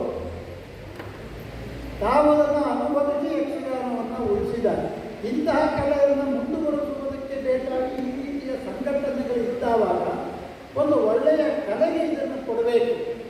ಅಲ್ಲಿಗೂ ಅವರೊಬ್ಬರ ಮಹಾತಾಯಿ ಆದರು. ಹೆಣ್ಣನ್ನು ಮಾತೆ ಅಂತ ಕರೆಯುವುದಕ್ಕೆ ಅನೇಕ ಕಾರಣಗಳಿರ್ತದೆ. ಬರೇ ಎದೆ ಹಾಲನ್ನು ಕೊಟ್ಟು ಮಕ್ಕಳನ್ನು ಬೆಳೆಸುವುದಕ್ಕಲ್ಲ, ಅಥವಾ ಮನೆಯಲ್ಲಿದ್ದ ಉಣಬಡಿಸುವುದರಲ್ಲಿ ಅಷ್ಟೇ ಅವರ ತಾಯಿತನ ಅಲ್ಲ, ಪೋಷಣೆ ಮಾಡುವ ಎಲ್ಲ ವಿಭಾಗದಲ್ಲಿಯೂ ಅವರ ಕೊಡುಗೆ ಇರ್ತದೆ. ಈ ಸಂಘಟನೆಯವರು ಅವರನ್ನು ಗುರುತಿಸಿ ಗೌರವಿಸಬೇಕು. ನಮ್ಮದು ಒಂದಿದೆ, ಏನೋ ಒಂದು ಭಾಳ ದುಡ್ಡು ಕೊಟ್ಟು ಒಂದು ವೇದಿಕೆ ಕರೆದು ಅವರಿಗೊಂದು ಸನ್ಮಾನ ಮಾಡುವುದು. ಈ ಸಂಘಟನೆಯ ಉದ್ದೇಶಕ್ಕಲ್ಲ. ಈ ಯಾವುದರಿಂದ ನಾವು ಪ್ರಯೋಜನ ಪಡೆದಾಗಿದೆಯೋ ಆ ಮೂಲಕ ಅವರಿಗೊಂದು ಗೌರವವನ್ನು ಸಲ್ಲಿಸಬೇಕು ಸುಮಾರು ಹೇಳಿದರು. ಅಂತಹ ಸಂದರ್ಭದಲ್ಲಿ ನಾವು ಇವರನ್ನು ಇವತ್ತು ವೇದಿಕೆಗೆ ಕರೀತಾ ಇದ್ದೇವೆ, ವೇದಿಕೆಯಲ್ಲಿ ಗೌರವಿಸ್ತೇವೆ. ಅದನ್ನು ಅವರು ಪಡೆಯುವುದಕ್ಕೆ ದೂರದ ಕುಂದಾಪುರದಿಂದ ಇಲ್ಲಿಯವರೆಗೆ ಬಂದಿದೆ. ನಿಜವಾಗಿ ನಾವೇ ಅವರನ್ನು ಕರೆಸ್ಕೊಳ್ಬೇಕಿತ್ತು, ಆದರೆ ನಮ್ಮ ವ್ಯಾಪ್ತಿ ಮೀರಿದ್ದರಿಂದ ನಮಗದು ಆಗಲಿಲ್ಲ ಎನ್ನುವ ಸಂಗತಿಯನ್ನು ಹೇಳುವ ಮೂಲಕ ಒಂದು ಹಿರಿದಾದ ಜೀವವನ್ನು ನಾವು ಅವರಿಂದ ಪಡೆದ ಗುಣಕ್ಕೆ, ಅವರಿಂದ ಪಡೆದಿರುವ ಒಂದು ಸಹಾಯಕ್ಕೆ ತಿರುಗಿ ನಾವು ಕೊಡುವುದು. ಅವರಿಂದ ಹೂವನ್ನು ಪಡೆದಿದ್ದೇವೆ, ನಾವು ಹೂವಿನ ಹೆಸರನ್ನು ಅವರಿಗೆ ಕೊಡ್ತಾ ಇದ್ದೇವೆ. ಅವರು ಅದರಿಂದಲೇ ಸಂತೃಪ್ತಿ ಪಟ್ಟು ನನಗೋ ನಮ್ಮ ಸಂಘಟನೆಗೋ ನಮ್ಮಂತಹ ಕಲಾವಿದರಿಗೋ ಶುಭವನ್ನು ಕೋರಬೇಕು ಅನ್ನುವ ಸಂಗತಿಯನ್ನು ವ್ಯಕ್ತಪಡಿಸುವುದಕ್ಕೆ ಇದ್ದಂಥದ್ದು ಅಂತ ಹೇಳ್ತಾ ಅವರ ಕುರಿತಾಗಿ ಒಂದು 4 ಮಾತನ್ನು ಹೇಳುವುದಕ್ಕೆ ನಾನು ಇವತ್ತೇ ಅವರನ್ನು ಪರಿಚಯ ಮಾಡಿಕೊಂಡಿದ್ದೆ. ಹೇಳುವುದಕ್ಕೆ ಕಾರಣವಾಗಿದ್ದರಿಂದ ಈ ಸಂಘಟನೆಯವರನ್ನು ನಾನು ಸ್ಮರಿಸುತ್ತ ನನ್ನ ಮಾತನ್ನು ಇಲ್ಲಿಯವರೆಗೆ ನಡೆಯುವುದಕ್ಕೆ ಅವಕಾಶ ಮಾಡಿಕೊಟ್ಟ ಅಧ್ಯಕ್ಷರಿಗೂ ವೇದಿಕೆಯವರಿಗೂ ಒಂದಿತ್ತ ಸಭಿಕರಿಗೂ ಧನ್ಯವಾದವನ್ನು ಹೇಳುತ್ತಾ ಮತ್ತೊಮ್ಮೆ ಆ ತುಂಗಭದ್ರೆಯವರ ಅಡಿದಾವರೆಯಲ್ಲಿ ವಂದನೆಯನ್ನು ಸಲ್ಲಿಸಿ ನನ್ನ ಮಾತಿಗೆ ವಿರಾಮ ಹೇಳುತ್ತೇನೆ. ನಮಸ್ಕಾರ.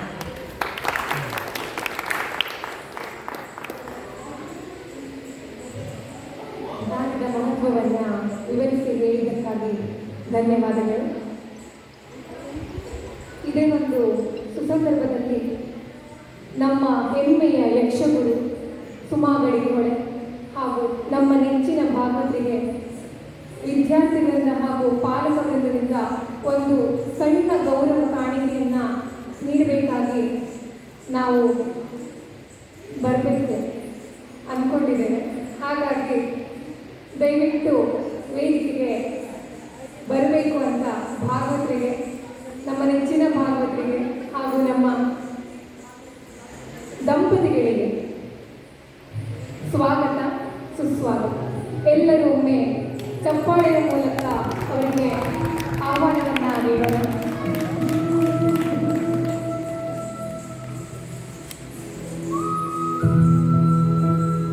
ನಮ್ಮ ನೆಚ್ಚಿನ ಯಕ್ಷಗುರು ಸುಮಾ ಗಡಿಗೊಡೆ ಅವರು ಕೂಡ ವೇದಿಕೆಗೆ ಆಹ್ವಾನಿಸಬೇಕಾಗಿ ಕೇಳಿಕೊಳ್ತಾ ಇದ್ದೇನೆ.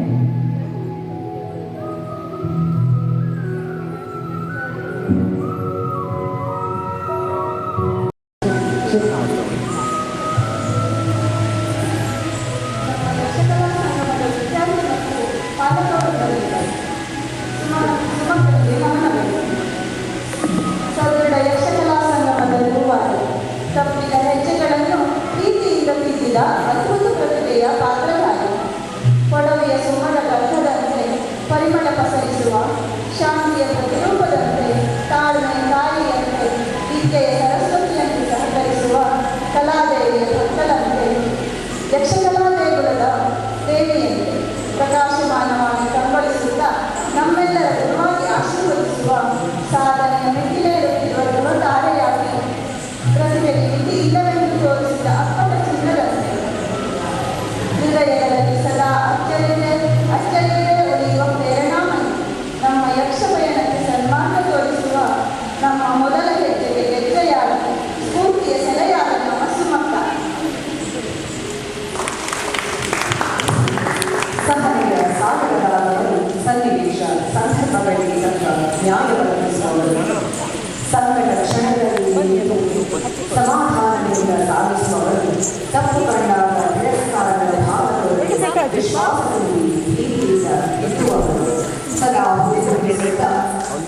ಬೆಂಬಲಿಸುತ್ತಾ ಬೆನ್ನೆಲುಬಾಗಿ ಬಲವಾಗಿ ನಿಂತುಕೊಳ್ಳುವವರು ಬಿಟ್ಟವರ ಕೈಹಿಡಿದು ಮತ್ತೆ ನೆರವಾಗುವವರು. ಸ್ಥಿರ ವಿಷಯ ಸದಾ ಅರ್ಥವಚನ ಹೇಳುತ್ತಾ ಆಶೀರ್ವದಿಸುವವರು ಯಕ್ಷಗಾನದ ಅಭಿರುಚಿ ಹೆಜ್ಜೆ ಇರುವ ಶಬ್ದ ಕಂಡರ ನಮ್ಮ ಭಾವಗಳು. ಅವ್ರು ಗಂಡರು ಕಾಣೋದಿಲ್ಲ, ಗಂಡರು ಮರೆ ಆಗ್ತಾರೆ. ಅವರು ಕಾಣ್ಬೋದು. ಎಲ್ಲ ಗಂಡರು ಮರೆ ಆಗ್ತಾರೆ. ಯಾರು ಅವ್ರು ಕೂರಿಸ್ಬೋದು. ಪಕ್ಕ ತಗೊಳ್ಳಿ, ಪಕ್ಕ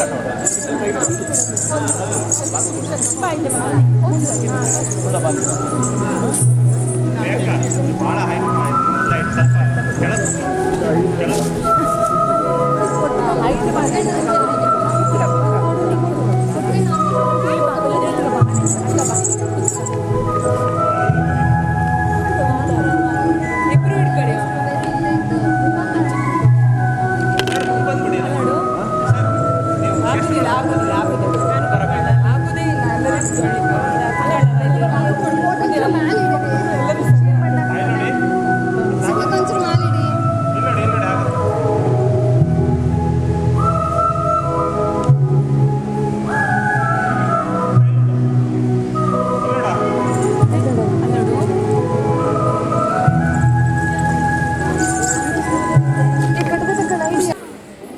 ಎಲ್ಲರಿಗೂ ಧನ್ಯವಾದಗಳು.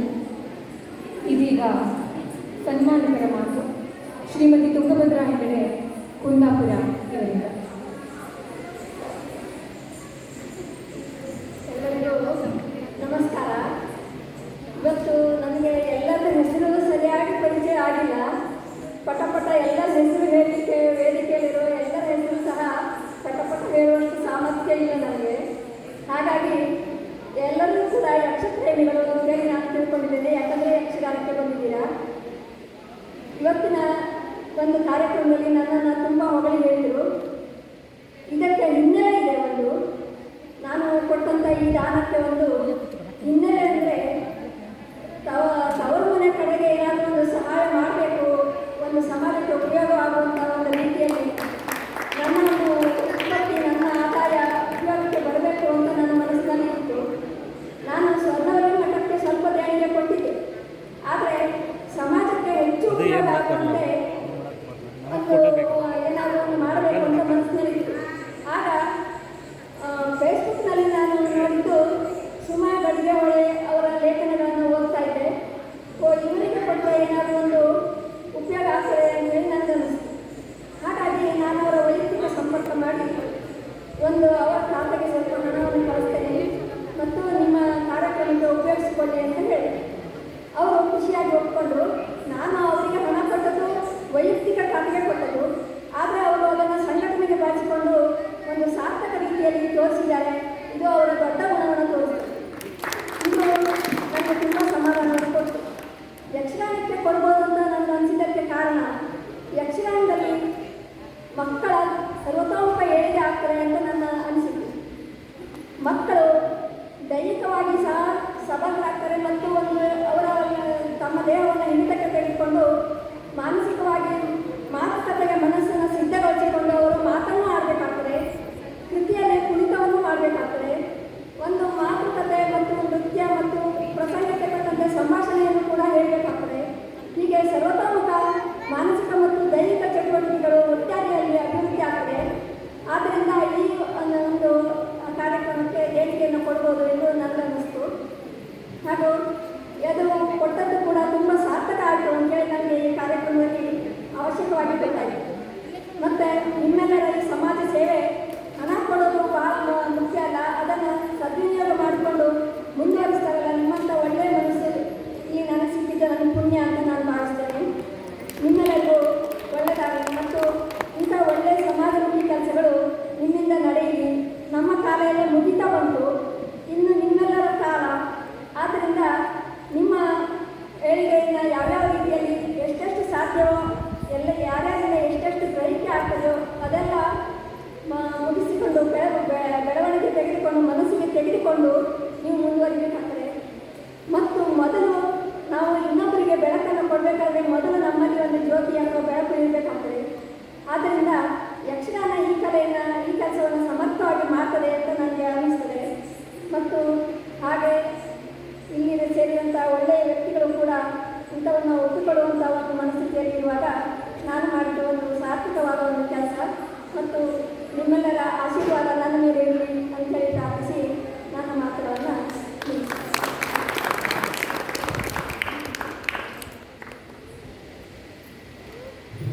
ಸನ್ಮಾನಿತರ ಮಾತು ನಿಜಕ್ಕೂ ಭಾವ ಹುಟ್ಟಿ ಬಂತು. ಧನ್ಯವಾದಗಳು. ಇದೀಗ ಉದ್ಘಾಟಕರ ಮಾತು ಆವಾಗಲೇ ಆಗಬೇಕಿತ್ತು, ಒಂದು ಸ್ವಲ್ಪ ತಡ ಆಯಿತು. ಆದರೂ ಇರಲಿ, ಈಗ ಉದ್ಘಾಟಕರ ಮಾತು ಮೇಜರ್ ಗಣಪತಿ ಹೇಳಿದೆ.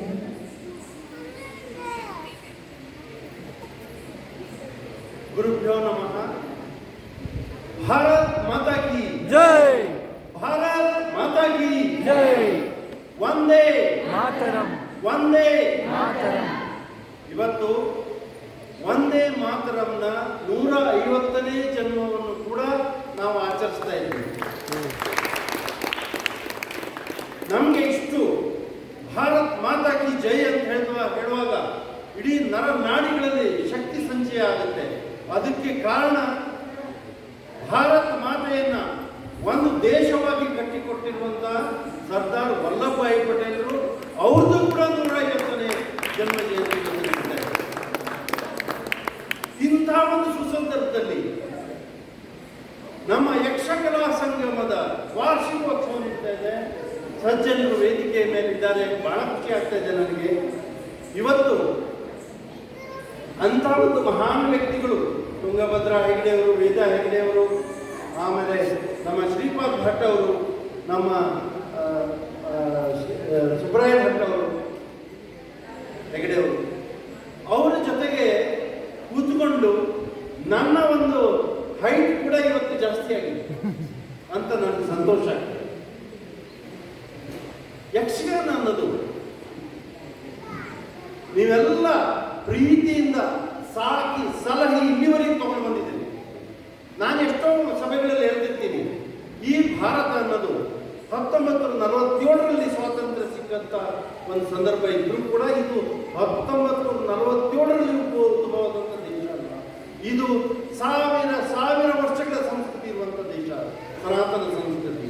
10,000 20,000 ವರ್ಷಗಳ ಇತಿಹಾಸ, ಒಂದು ಕಲ್ಚರ್, ಸಿವಿಲೈಸೇಷನ್ ಇರುವಂಥ ದೇಶ. ಇದನ್ನ ಇಲ್ಲಿವರೆಗೆ ಜವಾಬ್ದಾರಿಯುತವಾಗಿ ಕಾಶ್ಮೀರದಿಂದ ಕನ್ಯಾಕುಮಾರಿವರೆಗೆ, ಕಚ್ದಿಂದ ಕಾಮ್ರೂಪ್ವರೆಗೆ ಎಲ್ಲ ಹೋದರೂ ಕೂಡ ರಾಮ, ಕೃಷ್ಣ, ಸೀತೆ, ಬಲರಾಮ, ಕುಂಭಕರ್ಣ ಎಲ್ಲ ಒಂದು ಪಾತ್ರಗಳಿರ್ತವೆ. ಎಲ್ಲ ಕಡೆ ಸರಿಯಿದ್ದಾರೆ. ಆ ಪಾತ್ರಗಳು ತುಂಬುವಂತ ನೀತಿ ಕಥೆಗಳು ಇಡೀ ದೇಶ ತುಂಬ ಸಮವಾಗಿದೆ. ಇದಕ್ಕೆಲ್ಲ ಕಾರಣ ಏನಂದ್ರೆ, ಕಾಲದಲ್ಲಿ ಈ ಒಂದು ಸಂಸ್ಕೃತಿಯನ್ನು ರಕ್ಷಣೆ ಮಾಡಲಿಕ್ಕೆ, ಇದನ್ನು ಪೋಷಿಸಿ ಮುಂದಿನ ಜನ್ಮದವರಿಗೆ, ಮುಂದಿನ ಪೀಳಿಗೆಗೆ ತಗೊಂಡು ಹೋಗಲಿಕ್ಕೆ ಕಾರಣಕರ್ತರು ಕಲಾವಿದರು. ಯಕ್ಷಗಾನ ಕಲೆ ಕೂಡ ಈ ತರ ಸಾವಿರ ವರ್ಷಗಳಿಂದ ನಮ್ಮನ್ನ ಈ ಒಂದು ಸಂಸ್ಕೃತಿಯ ವಾರಸುದಾರರನ್ನಾಗಿ ಮಾಡಿದೆ. ಅದಕ್ಕೆ ನಾವು ಯಕ್ಷಗಾನ ಅನ್ನೋದಕ್ಕೆ ಇಷ್ಟೊಂದು ಗೌರವವನ್ನು ನಾವು ಕೊಡ್ತೇವೆ. ಇಂಥ ಒಂದು ಗೌರವವನ್ನು ಮುಂದಿನ ಪೀಳಿಗೆಗೆ ತಲುಪಿಸಲಿಕ್ಕೆ ಸುಮಾ ಗಡಿಗೆ ಹೊಳೆಯವರು, ಯಕ್ಷಕಲಾ ಸಂಘದ ಎಲ್ಲ ಕಲಾವಿದರು ಅವಿರತ ಶ್ರಮದಿಂದ ಇಲ್ಲಿವರೆಗೆ ಕೆಲಸ ಮಾಡ್ಕೊಂಡು ಬಂದಿದ್ದಾರೆ. Please give a big round of applause. ನಿಜವಾಗ್ಲೂ ಅವರು ರಕ್ಷಕರು, ಸಂಸ್ಕೃತಿಯ ರಕ್ಷಕರು. ಗಡಿಯಲ್ಲಿ ನಿಂತ ಸೈನಿಕನಿಗೆ ನಾನು ಈ ಒಂದು ಭೂಭಾಗವನ್ನ ರಕ್ಷಣೆ ಮಾಡ್ತಾ ಇದ್ದೀನಿ ಅನ್ನೋಂಥ ಒಂದು ಭಾವನೆ ಇರೋದಿಲ್ಲ. ಅವನಿಗೆ ಏನಿರುತ್ತೆ, ಇಲ್ಲಿಯ ನೆಲ, ಇಲ್ಲಿಯ ಜಲ, ಇಲ್ಲಿಯ ಪರ್ವತಗಳು, ಇಲ್ಲಿಯ ಸಾವಿರ ವರ್ಷಗಳ ಕಲೆಕ್ಟಿವ್ ಮೆಮರಿ, ಅಂದ್ರೆ ಸಾಮೂಹಿಕ ಸ್ಮರಣೆ, ಇದನ್ನು ರಕ್ಷಣೆ ಮಾಡ್ತಾ ಇದ್ದೀನಿ ಅನ್ನೋಂಥ ಒಂದು ಪವಿತ್ರ ಭಾವನೆ ಇರೋದ್ರಿಂದಲೇ ಗುಂಡುಗಳ ದಾಳಿಯನ್ನು ಕೂಡ ಎದುರಿಸಲಿಕ್ಕೆ ಅವನಿಗೆ ಧೈರ್ಯ ಬರುತ್ತೆ. ಆ ಒಂದು ಧೈರ್ಯ ಬರಬೇಕು ಅಂದರೆ ದೇಶದ ಒಳಗಡೆ ಸುಮಾ ಗಡಿಗೆ ಹೊಳೆ ಅಂತವರು, ನಮ್ಮ VP ಹೆಗ್ಡೆ ವೈಶಾಲಿ ಅಂತವರು, ನಮ್ಮ ತುಂಗಭದ್ರಾ ಹೆಗ್ಡೆ ಅಂತವರು, ವೇದಾ ಹೆಗ್ಡೆ ಅಂತವರು, ಇಲ್ಲಿ ಒಳಗಡೆ ದೇಶದೊಳಗಿದ್ದಾಗ yes I am protecting the right country, I am fighting for the right cause, ಯೋಗ್ಯವಾದ ಒಂದು ಉದ್ದೇಶಕ್ಕಾಗಿ ನಾನು ಇಲ್ಲಿ ನಿಲ್ಕೊಂಡಿದ್ದೀನಿ ಅನ್ನುವಂಥ ಭಾವನೆ. ಇನ್ನೊಂದು ವಿಚಾರ ಹೇಳಬೇಕು ನಿಮಗೆ, ಈ ರಂಗಸ್ಥಳ, ಈ ಯಕ್ಷಗಾನದ ಕಲೆ ಅನ್ನೋದು ಸುಲಭದ ಕಲೆ ಅಲ್ಲ, ಬಹಳ ಕಷ್ಟದ ಕಲೆ ಇದು. ಅದು ಕಲಿಸೋದಂತೂ ಇನ್ನೂ ಕಷ್ಟ. ತಕ್ಕತೋಂ ಅಂತ 3 ತಿಂಗಳುಗಟ್ಟಲೆ ಅವರ ಹೆಜ್ಜೆಯನ್ನು ಸರಿ ಮಾಡೋದು, ಅವರ ಗೆಜ್ಜೆಯನ್ನು ಸರಿ ಮಾಡೋದು, ಭಾವಗಳನ್ನು ಸರಿ ಮಾಡೋದು ಕಷ್ಟದ ಕೆಲಸ, ಸುಲಭದ ಕೆಲಸ ಅಲ್ಲ. ಆ ಕಷ್ಟದ ಕೆಲಸವನ್ನು ಇವರು ತಮ್ಮ ಹೆಗಲ ಮೇಲೆ ಹೊತ್ಕೊಂಡಿದ್ದಾರೆ ಸುಮಾ ಅವರು, ಮತ್ತೆ ಅನೇಕ ಮಹಿಳಾ ಮಣಿಗಳು ಶಿರ್ಸಿಯ ಭಾಗದಲ್ಲಿ. ಇನ್ನೊಂದು, ಬೌದ್ಧಿಕವಾಗಿ ಅತ್ಯಂತ ಪ್ರಚೋದನಕಾರಿಯಾದಂತಹ ವೆರಿ ಚಾಲೆಂಜಿಂಗ್ ಟಾಸ್ಕ್ ನಮ್ಮ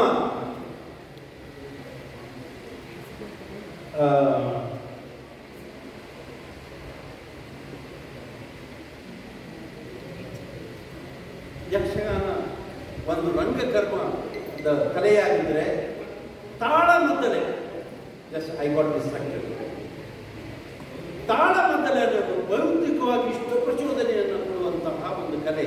ಅದಕ್ಕೆ ಭರಿತವಾದ ಮಾತುಗಾರಿಕೆ, ಅತ್ಯಂತ ಪ್ರಖರವಾದ ಬುದ್ಧಿಮತ್ತೆ, ಅಷ್ಟಲ್ಲದೆ ಆ ಚಾಕಚಕ್ಯತೆಯಿಂದ ಎದುರಾಳಿಯ ಮಾತನ್ನು ಎದುರಿಸುವಂಥ ಕಲೆ. ಇದು ನಿಜವಾದ ಒಂದು ಅತ್ಯಂತ ಗಟ್ಟಿಯಾದ ವ್ಯಕ್ತಿತ್ವವನ್ನು ಹೊರತರುವಂಥ ಕಲೆ ತಾಳಮದ್ದಲೆ. ಇದರಲ್ಲಿ ಸುಮಾ ಗಡಿಗೆಹೊಳೆಯವರು, ಟೀಮ್ನವರು ಈ ಒಂದು ಗಟ್ಟಿ ಕಲೆಯನ್ನು ಹೊರತರ್ತಾ ಇದ್ದಾರೆ. Please give a big round of applause. ಇನ್ನು ರಂಗಸ್ಥಳದ ಶೋಭೆ, ಯಕ್ಷಗಾನ ಅತ್ಯಂತ ವರ್ಣಮಯವಾದಂತಹ ಒಂದು ವೇಷಭೂಷಣಗಳು.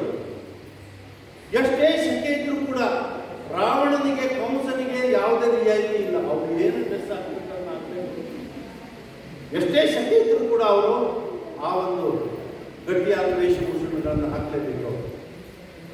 ಹಾಕ್ಕೊಂಡು ಭಾವ ನೃತ್ಯ ಇದನ್ನು ಮೇಳೈಸಿದಂಥ ಕಲೆ ಇದು, ನವರಸಗಳನ್ನು ತುಂಬಿರುವಂಥ ಕಲೆ ಇದು ಯಕ್ಷಗಾನ. ಅದನ್ನು ಪೋಷಣೆ ಮಾಡಿಕೊಂಡಿದ್ದಾರೆ. ನಿಜವಾಗಿಯೂ ಅಭಿನಂದನೀಯ. ಇನ್ನೊಮ್ಮೆ ಕೆಲವೊಮ್ಮೆ ನಾನು ಹೇಳ್ತಾ ಇರ್ತೀನಿ ಅವರಿಗೆ, ಸುಮಾ ಗಡಿಗೆಹೊಳೆಯವರಿಗೆ, ಅವರು ಎಷ್ಟು ಸಜ್ಜನ ವ್ಯಕ್ತಿ, ಸರಳ ವ್ಯಕ್ತಿ. ಅವರನ್ನು ನೋಡಿದರೆ ಒಂದು ಸಜ್ಜನರು ಅನ್ನುವಂಥ ಒಂದು ಭಾವನೆ ಎಲ್ಲರಿಗೂ ಬರುತ್ತೆ. ಅವರು ಬೆಂಗಳೂರಿಗೆ ಬಂದಿದ್ರು.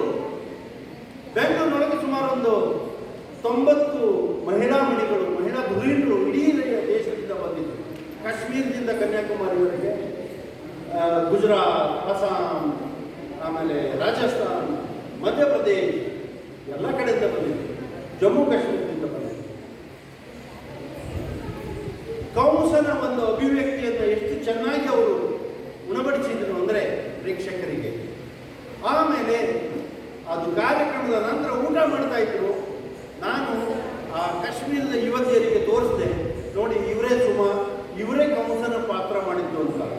They were shock. ಇವರು ಕಂಸನ ಪಾತ್ರ ಮಾಡಿದಾರ? ಆ ಕಂಸ ಅನ್ನೋದು ಏನು ಆರ್ಭಟ, ಏನು ಮಾತುಗಾರಿಕೆ, ಏನು ಅಭಿವ್ಯಕ್ತಿ. ರಾಕ್ಷಸ ಅಂದ್ರೆ ನಿಜವಾದ ರಾಕ್ಷಸರೇ ಆಗಿದೆ. ಆದರೆ ಊಟ ಮಾಡ್ತಾ ಇರುವಾಗ ಬಣ್ಣನ ತೆಗೆದ ನಂತರ ಅಂತ ಅವರ ಒಂದು ವೇಷವೇ ಬೇರೆ. ಇದನ್ನ ನೋಡಿದರೆ ನಮಗೂ ಸಂತೋಷ ಆಗುತ್ತೆ. ಅಂದರೆ ಒಬ್ಬ ವ್ಯಕ್ತಿ ಕಲೆಯಲ್ಲಿ ಇಷ್ಟು ತನ್ಮಯ ಆಗ್ಬೋದು. ಅವರು ಸುಮಾರೇ ಒಂದ್ಸಲ ಹೇಳ್ತಿದ್ರು ನನಗೆ, ಅವರ ಮಗಳು ಚಿಕ್ಕವಳಿರುವಾಗ, ಅವರ ಮಗಳು ಚಿಕ್ಕವಳಿರುವಾಗ ತಾಯಿ ರಾಕ್ಷಸನ ಪಾತ್ರವನ್ನು ಮಾಡಿದ್ದನ್ನು ನೋಡಿ ಹೆದರ್ಬಿಟ್ಟಂತೆ. ಹೇಗೆ ತಾಯಿ ನೋಡಿದ್ರೆ ಅಳದು. ಅದು ನಾರ್ಮಲ್ ಆಗಲಿಕ್ಕೆ 1 ವಾರನೇ ಬೇಕಾಯ್ತಂತೆ. ಇದು ಕೂಡ ಯಕ್ಷಗಾನ ರಂಗ ಅನ್ನೋದು, ಯಕ್ಷಗಾನ ಅನ್ನೋದು ಕಲೆ ಅನ್ನೋದು ತ್ಯಾಗ, ಭಕ್ತಿ, ಶ್ರದ್ಧೆ, ಪರಿಶ್ರಮವನ್ನು ಬೇಡುತ್ತೆ ಅನ್ನೋದಕ್ಕೆ ಒಂದು ಉದಾಹರಣೆ. Please give a big round of applause. This is just one example. ಇನ್ನೊಂದು ಹೇಳಬೇಕಂದ್ರೆ ನಿಮಗೆ,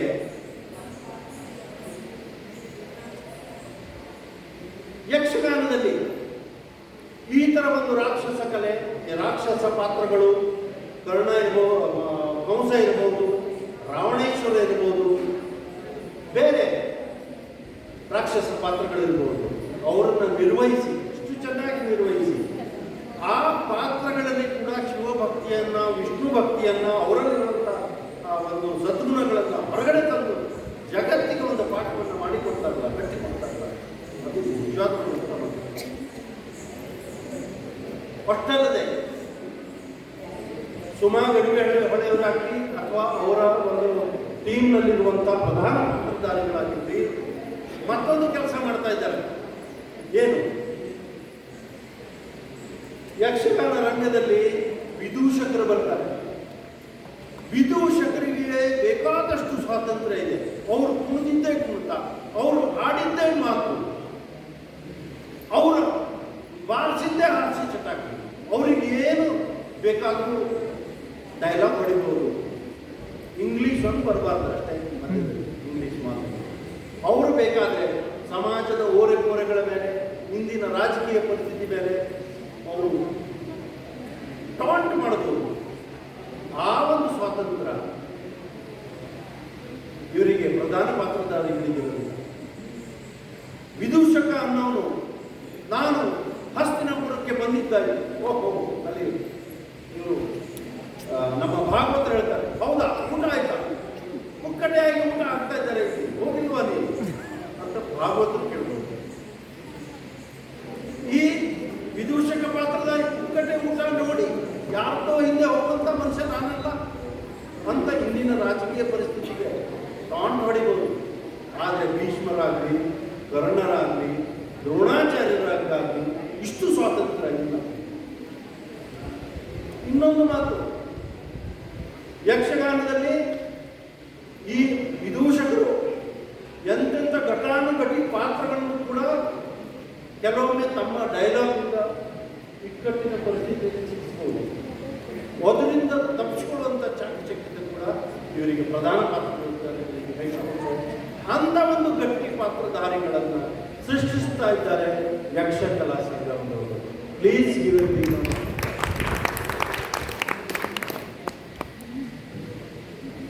ಕೆಲವೊಮ್ಮೆ ಏನಾಗುತ್ತೆ ಇವತ್ತೆ ನೋಡಿದರೆ, ಈಗ ಆಲ್ರೆಡಿ ಫೋಟೋಗ್ರಾಫಿ ಆಗಿದೆ, ಕೆಲವು ಹೊಸ ಕಲಾವಿದರು ಇರ್ತಾರೆ.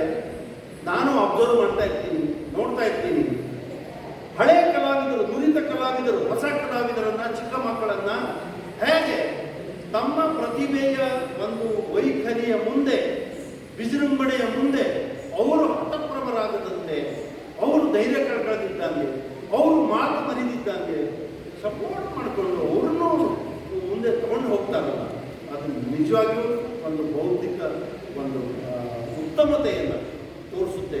ಅಂಥ ಒಂದು ಬೌದ್ಧಿಕ ಉತ್ತಮತೆಯನ್ನು ಇವರು ಆ ಒಂದು ತಾಯ್ತನವನ್ನು ಸುಮಾ ಗಡಿಗೆ ಹೊಳೆಯವರು ತೋರಿಸ್ತಾ ಇದ್ದಾರೆ. ತಮ್ಮ ಎಲ್ಲ ಮಕ್ಕಳ ಮೇಲೆ ನಿಜವಾಗ್ಲೂ ಒಂದು ಉತ್ತಮ ತಾಯಿಯಾಗಿ ಅವರು ಇದೊಂದು ಕೆಲಸ ಮಾಡ್ತಾ ಇದ್ದಾರೆ.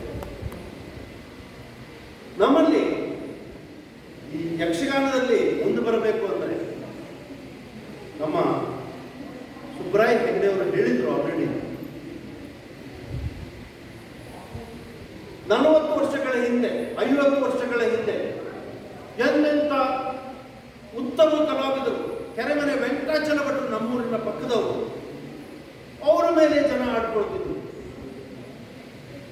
ಸುಮಾ ಗಡಿಗೆ ಅವರನ್ನ ಬಿಡ್ತಾರ, ಅವರಿಗೂ ಕೂಡ ಟಾಂಟ್ ಕೊಡ್ತಿರ್ಬೋದು.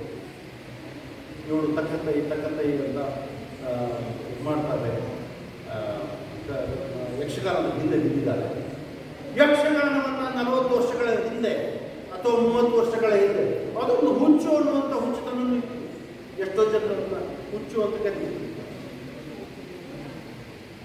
ಆದರೆ ಯಕ್ಷಗಾನ ಹೇಳೋದು ಈ ಸಮಾಜಕ್ಕೆ ಒಂದು ಸ್ವಾಸ್ಥ್ಯತೆಯನ್ನು ತಂದುಕೊಟ್ಟಿದೆ. ಈ ಸಮಾಜದ ಬೌದ್ಧಿಕತೆಯನ್ನು ಶತಮಾನಗಳಿಂದ, ಸಹಸ್ರಮಾನಗಳಿಂದ ಈ ಒಂದು ಬೌದ್ಧಿಕತೆಯನ್ನು ಕೊಟ್ಟಿದೆ. ಇವತ್ತು ಉತ್ತರ ಕನ್ನಡ ಜಿಲ್ಲೆಯ ಜನ ಬುದ್ಧಿವಂತರು, ಸಜ್ಜನರು, ಸತ್ಯವಂತರು, ಸತ್ಯ ಮಾರ್ಗಿಗಳು ಅನ್ನುವಂಥ ಒಂದು ಭಾವನೆ, ಸುಸಂಸ್ಕೃತವಾದ ಜನಾಂಗ ಅನ್ನುವಂಥದ್ದು ಇದ್ದರೆ ಅದಕ್ಕೆ ದೊಡ್ಡ ಪ್ರಮಾಣದಲ್ಲಿ ಕೊಡುಗೆ ಯಕ್ಷಗಾನದಲ್ಲಿ. ಪ್ಲೀಸ್ ಯಕ್ಷಗಾನ ಅನ್ನೋದನ್ನು ನಾವು ಗುರುತಿಸಬೇಕು.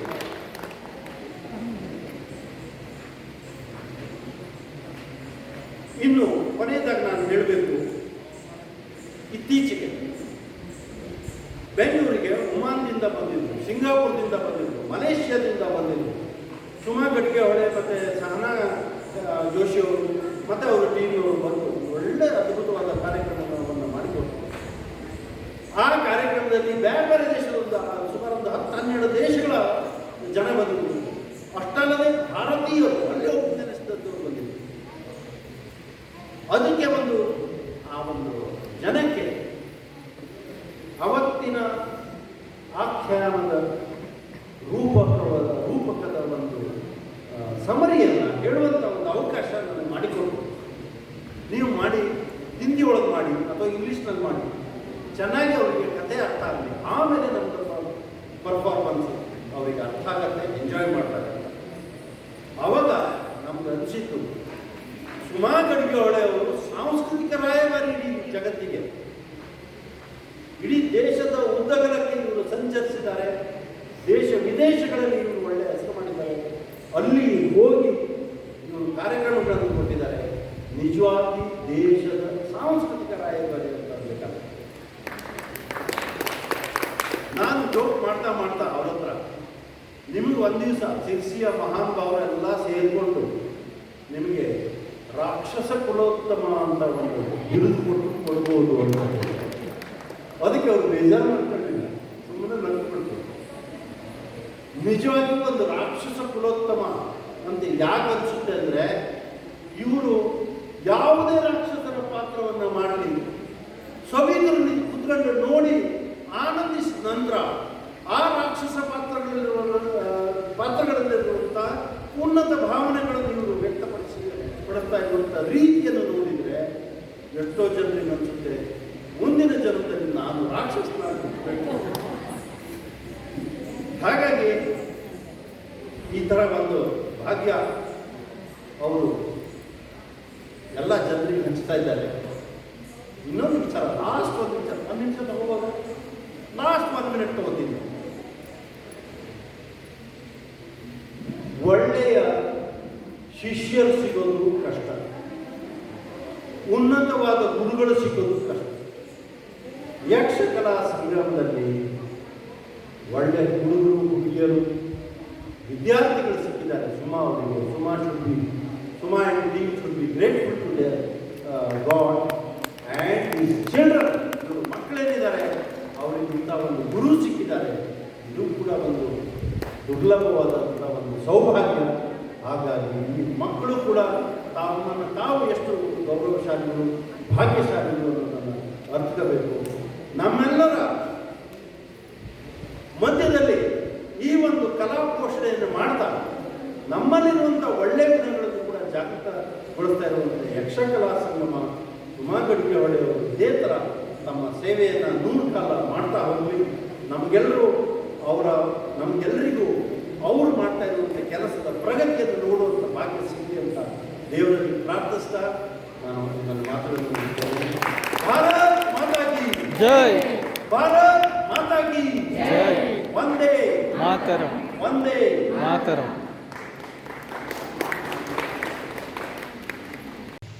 ನಮಸ್ಕಾರ.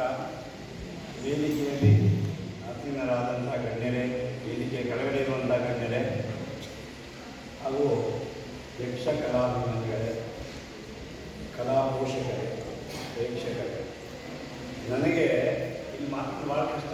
ಬಾಕಿ ಎಲ್ಲ ಕಡೆ ಮಾತಾಡ್ಬೋದು.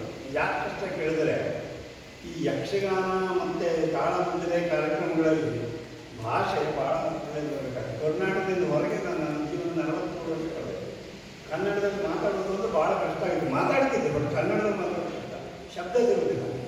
ಆದರೂ ಕೂಡ ಇವತ್ತು ನನಗೆ ಇಲ್ಲಿ ಕರೆದಿದ್ದಾರೆ ಮುಖ್ಯ ಅತಿಥಿಗಳಾಗಿ. ಒಂದು 4 ಮಾತಾಡಬೇಕು ಅಂದರೆ ಒಂದು ಲಾಸ್ಟಿಗೆ ಮಾತಾಡೋದು ಅಂದರೆ ಎಲ್ಲ ಮಾತಾಡೋ ವಿಷಯನೇ ಇಲ್ಲ. ಅವರು ಮಾತಾಡ್ಬಿಟ್ರು, ಇವರು ಚೆನ್ನಾಗಿ ಮಾತಾಡಿದ್ರು, ಈಗ ನಾನು ಎಂತ ಮಾತಾಡೋದು? ನಾನು ಏನು ಆಗದೆ ಅದೊಂದು ಘಟನೆ ಹೇಳ್ತೇನೆ. ಒಂದು ಸ್ವಾರಸ್ಯಕರವಾದ ಘಟನೆ ಅಂತಂದರೆ, ಮೇಜರ್ ಗಣಪತಿ ಅವರು ಇಲ್ಲಿ ಕಾಳಿನಹಳ್ಳಿ ಅಂತೇಳಿ ಒಂದು ಹಿಂದೂ ಸಾಮ್ರಾಜ್ಯೋತ್ಸವಕ್ಕೆ ಅವರು ವಕ್ತಾರರಾಗಿ ಕರೆದಿದ್ದಾರೆ. ಅವರು ದೀಪಕ್ಕೆ ನಮ್ಮ ಪರವಾಗಿ ಹೋಗಿ ಅಂತ ಅಲ್ಲಿ ವೇದಿಕೆ ಮೇಲೆ ಸುಮಾರು ಒಂದು 20-25 ಜನ ಇದ್ದಾರೆ. ನಾವು ಭೀಮಣ್ಣ ನಾಯ್ಕ ಅವರು ಬಂದಿದ್ದಾರೆ. ಹಿಂದೂ ಸಮಾಜೋತ್ಸವದ ಯುಗಾದಿ ಉತ್ಸವ ಆಗಿತ್ತು. ವಕ್ತಾರರು, ನಾನೇನು ಮಾತಾಡ